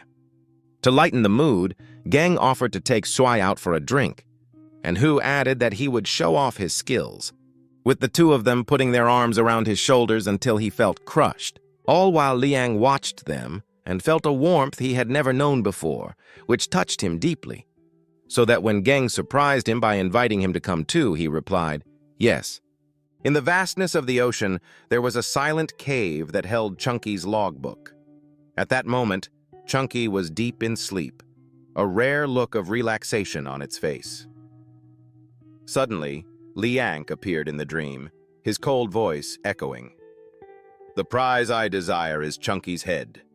Its body immediately jolted awake, its expression turning ferocious. Chunky slowly sat up, its entire body showing signs of prolonged exhaustion. A mournful sigh escaped its lips, its face a mask of complex, unreadable emotions. Then, Chunky walked over and picked up the basket it used for cover. It stood silently, staring at its own reflection, its gaze somber and still. Suddenly, Chunky raised its hand and slapped itself across the face repeatedly, its movements chaotic as its mind spiraled out of control. It clenched its fists, its eyes as cold as ice, its pent-up frustration clearly visible. In the vast ocean, Chunky swam slowly, every movement made with the highest level of alertness. It seemed to have locked onto its target. Its eyes turned red as desire and ambition surged violently within it. Ahead, red fish drifted leisurely in the clear water, showing no signs of caution whatsoever. Suddenly, the red fish's expression changed. A sense of danger washed over it, causing its entire body to tense up instantly. Chunky lunged forward like a hurricane, its expression crazed, with only one thought echoing in its mind: "Get in the basket." Unable to swerve in time, Chunky slammed violently into a rock, its body crashing in an instant. It collapsed, its body twitching, looking incredibly weak after the unexpected collision. Chunky's whole body trembled with rage as it clenched its fists. Chaotic emotions surged through it in its hazy state. A stern warning flashed through its mind. "Don't transform recklessly, or the people from the river god's jurisdiction will appear." The space fell into a dreadful silence, with only the sound of a heavy sigh echoing. Its vision began to blur, and its will collapsed, a clear look of surrender on its face. Liang's voice rang out, serious and calculating. "If you can't use force, you can choose to use your wits." Its consciousness jolted, and Chunky shot up, its eyes suddenly becoming clear and bright. It moved quickly, its gaze complex, its thoughts turning endlessly. Meanwhile, the fish glanced around, clearly searching for something in the silence. Suddenly, its expression changed again as its guard went up to the highest level. Chunky instantly transformed into a seductive woman, her eyes flirting with alluring intent. Seeing this, the red fish froze for a split second, as if struck by lightning in the middle of the current. It immediately turned to leave, its attitude decisive and cold, swimming away at an incredible speed as if fleeing, seemingly having made up its mind. Abruptly it stopped, momentarily bewildered as a strange sound echoed from behind it. Little Croc and Crab were clutching their stomachs, roaring with mocking laughter. Seeing this, Chunky silently turned and left, her face pale and completely drained of color. The scene shifts to a small courtyard, where Leang stands alone in the middle, facing a grim martial arts practice. His back was drenched in sweat, and his expression was one of helplessness. His mind simply could not calm down. Liang's gaze darkened as his thoughts churned. A few days ago, after they had turned in Hang Trash Quan, the master's wife had them exchange old Master Trio's land deed for cash. His face immediately contorted in astonishment, his eyes bulging. 150 taels of silver ingots, actual ingots, not silver pieces. Liang carefully held the silver, his face overflowing with happiness. The master's wife is so generous. He calculated it seriously. Huh, he marveled aloud. Ingots have a higher purity than silver pieces. A 50-tael ingot can be exchanged for 52 taels and 4 ones. So 3 ingots are worth almost 160 taels. His brother chimed in teasingly. Looks like this is the first time our junior brother has seen so much money. You seem a little overwhelmed. Liang threw a flurry of punches, his movements rapid and his spirit high. After spending time with his senior brother hunting mountain demons, his strength had gradually stabilized. He closed his eyes to focus. The spiritual energy inside him churned powerfully. Though he hadn't officially broken through the physical gate, he could already feel it clearly. A glimmer of confidence shone in Liang's eyes as the corner of his mouth curved into a slight smirk. That day was certainly not far off. Hu watched with his arms crossed, casually praising him. Junior brother, you're working really hard. He then added, Oh, by the way, Master is back and has summoned us to be rewarded for our achievements. Liang froze on the spot, his expression utterly stunned. There's another reward? He blurted out instinctively. Trakan's eyes were bloodshot as he roared with hatred. Damn you, Trio Hongvian! I swear I'm going to kill you! His furious screams echoed wildly. You despicable little worms deserve to die. Hu wore a complicated expression as he asked in a heavy voice. Do we really have to let these 2 bastards watch us eat? Gang replied calmly. These are the master's wife's arrangements. Hu frowned and sighed helplessly. The master's wife sure is peculiar. I didn't see you during the battle at the Trio residence. He avoided the man's gaze, who immediately replied, I was on a special mission with several other senior brothers that day. Liang quietly observed his surroundings, thinking with a sense of awe, the master's wife is truly formidable. All the arrangements here at the Duong residence are perfectly in order. Gang gave him a meaningful look, his expression complex. Junior brother, do you know what our master's wife's surname represents? Gang paused, asking. Her surname? Hu explained in a low voice. The master's wife's surname is Hua. They're a great clan from Huang province with renowned ministers and ancient heroes dating back to the era of Emperor Taizu. Her marriage was even arranged by Von Truk and old General Hua. The mood grew somber as he continued. Her father is Hua Vin Quang, a third-rank minister of the 6 courts in the imperial court. Hu mulled this over, then blurted out, So, does that mean she married beneath her station by marrying Master? Hu's voice immediately dropped to a hiss. Watch your mouth or Master will skin you alive. Just then, a respectful voice announced, The Master and the Master's wife are here. Dong Hung stepped forward and said sternly, I've been briefed on the situation. You all did very well. Hu took a slow sip of tea, her voice calm. As for these 2, the authorities will arrive this afternoon to take them into custody. Trakwin let out a cold, arrogant laugh. Go ahead and kill me. My sect has countless masters. Sooner or later, you'll all be eliminated. Dong Hong replied calmly, An organization that twists right and wrong. You don't even grasp the most basic principles. He tightened his grip on his teacup, his killing intent flaring. Utterly foolish. Dong Hong's gaze turned icy. The only reason you're still alive is that you have some value. Otherwise, you would have died long ago." Hearing this, Trakuan went rigid, his lips trembling as he found himself speechless. Dong Hung then announced in a softer tone, "However, after the trial of the 3 halls, you will all certainly be well rewarded." He looked at Leang and continued, "And there's one more thing." "Concerning Little Nine?" Leang asked, startled. "Concerning me?" Dong Hong pushed a box toward him. "It's a gift from your eldest brother. It arrived at the post station yesterday, so I brought it back with me." Liang stared at the box, his expression complex, repeating in a low voice, "Eldest brother." The sunset cast a brilliant orange glow. A subordinate reported, "Captain, you had to take down a late-stage Wolfram Smoke General to obtain this, and you're just going to give it away?" 2 soldiers earnestly protested, "The men have been eyeing that for a long time. Captain, you're playing favorites." The eldest brother cut in with a chuckle. "You think I don't know what you're all thinking?" He laughed heartily and said, "When we get back this time, the drinks are on me." A cheer immediately erupted. The eldest brother shook his head with a helpless sigh.